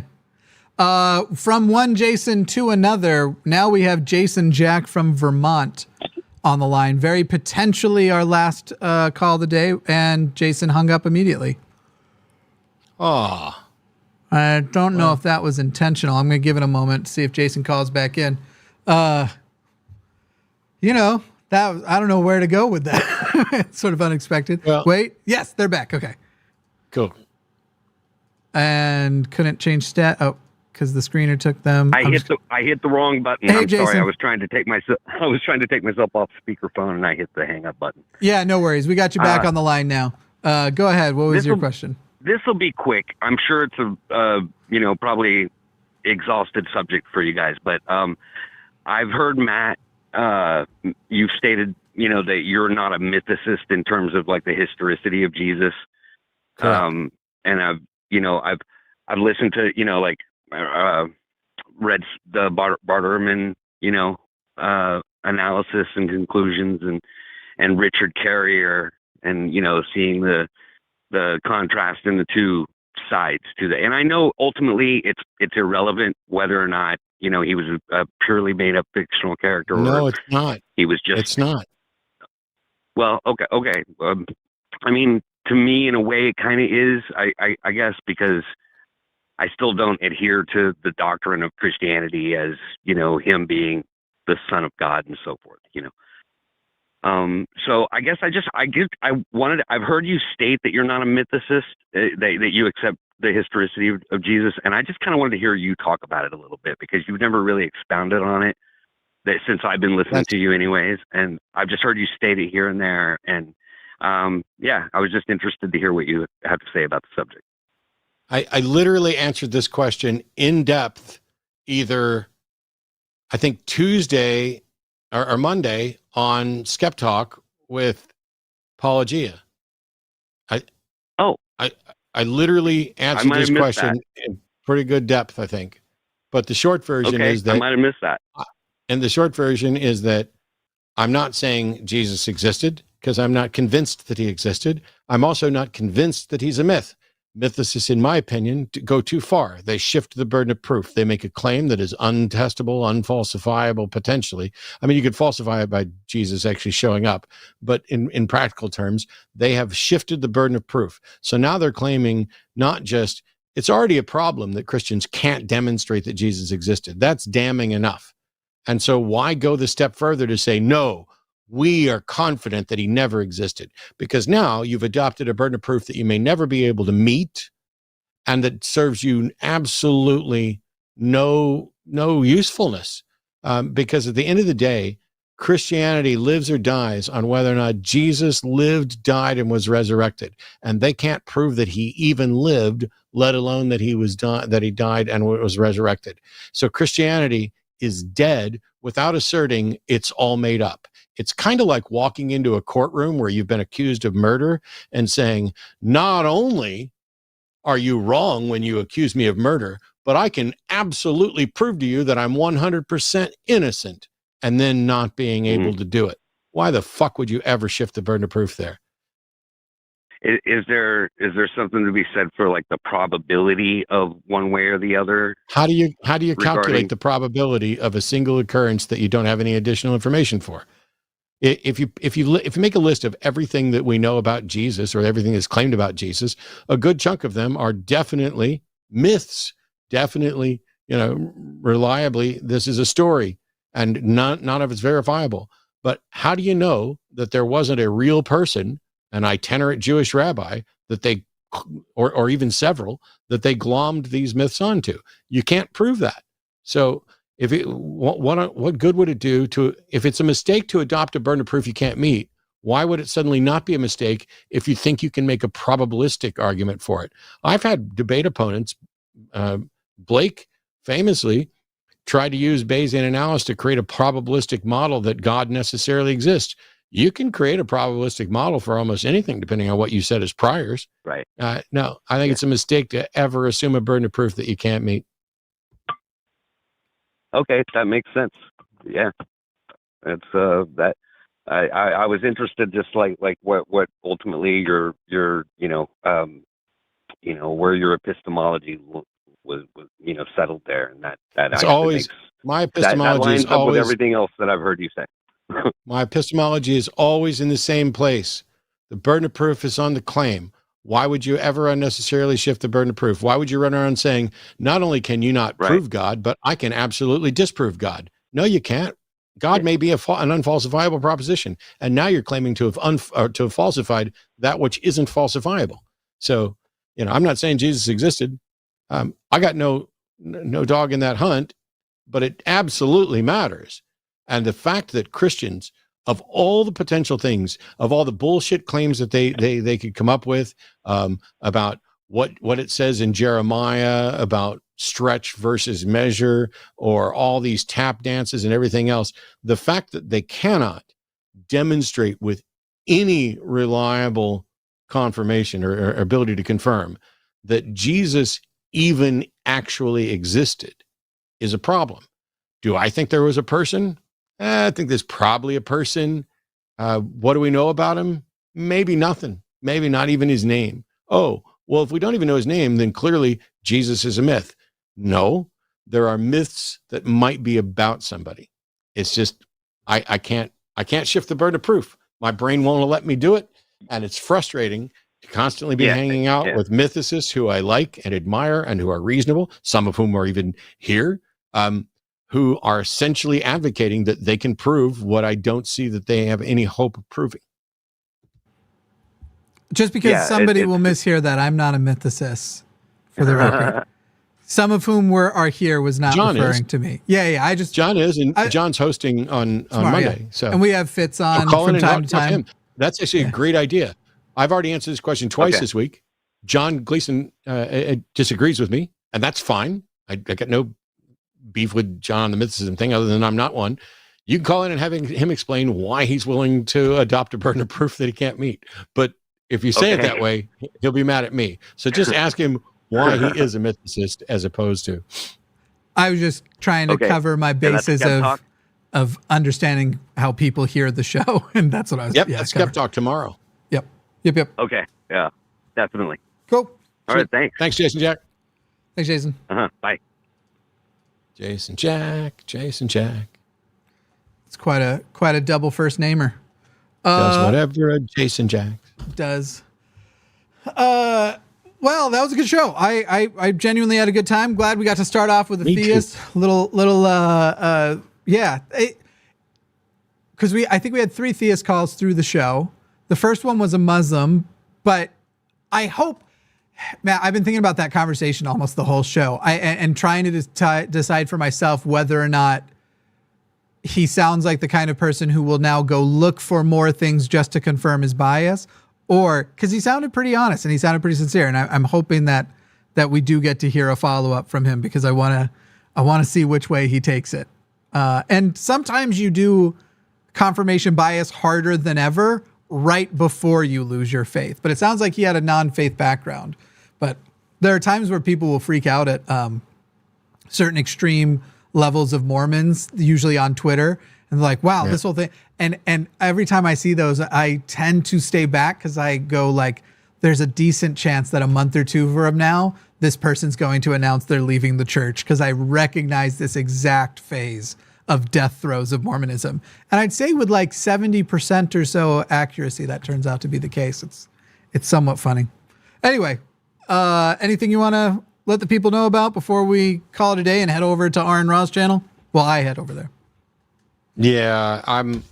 There's a lot going on. It's June 4th. I'll be at the Psycho-Studentalized Convention doing the magic show for their thing, and also, so there's a lot of work that I've got to do over the next week or so, and I've got to find some more time to get Jimmy back over here to hang out for fun, and time to get Jimmy to come over and maybe help with something. But generally speaking, I just love doing the shows, and so I'm glad we did a show, and I'm glad we got theist callers, even if they were maddening closer to the end. I think most of it went pretty well, but man, it's like, how can we keep asking a question and think about what to ask, and then have someone be like, oh yeah, but here's this other thing. Yeah. Oh God, don't ever do that. Yeah, it's not worth it. Also, I guess last announcement that I didn't think of, but I would love to hear from people in the comments, especially after the chat, because I very rarely go back and look at what was happening in the live chat. Live chat's more for the people who are there at the time.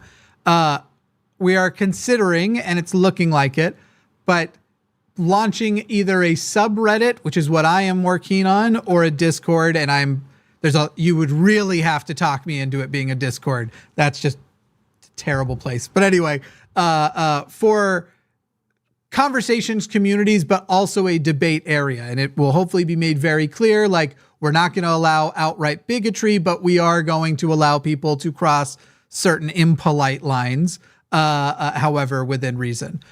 Because there's sometimes just representing a shitty view is impolite, unfortunately. Like, there's no way to defend the proclamation on the family from the LDS Church without being shitty, and yet I would like to see people defend it. But with the idea of building up a community of people that then might also encourage others to go, I had this interaction in the Line community, and now I would actually like to take my challenge to the host.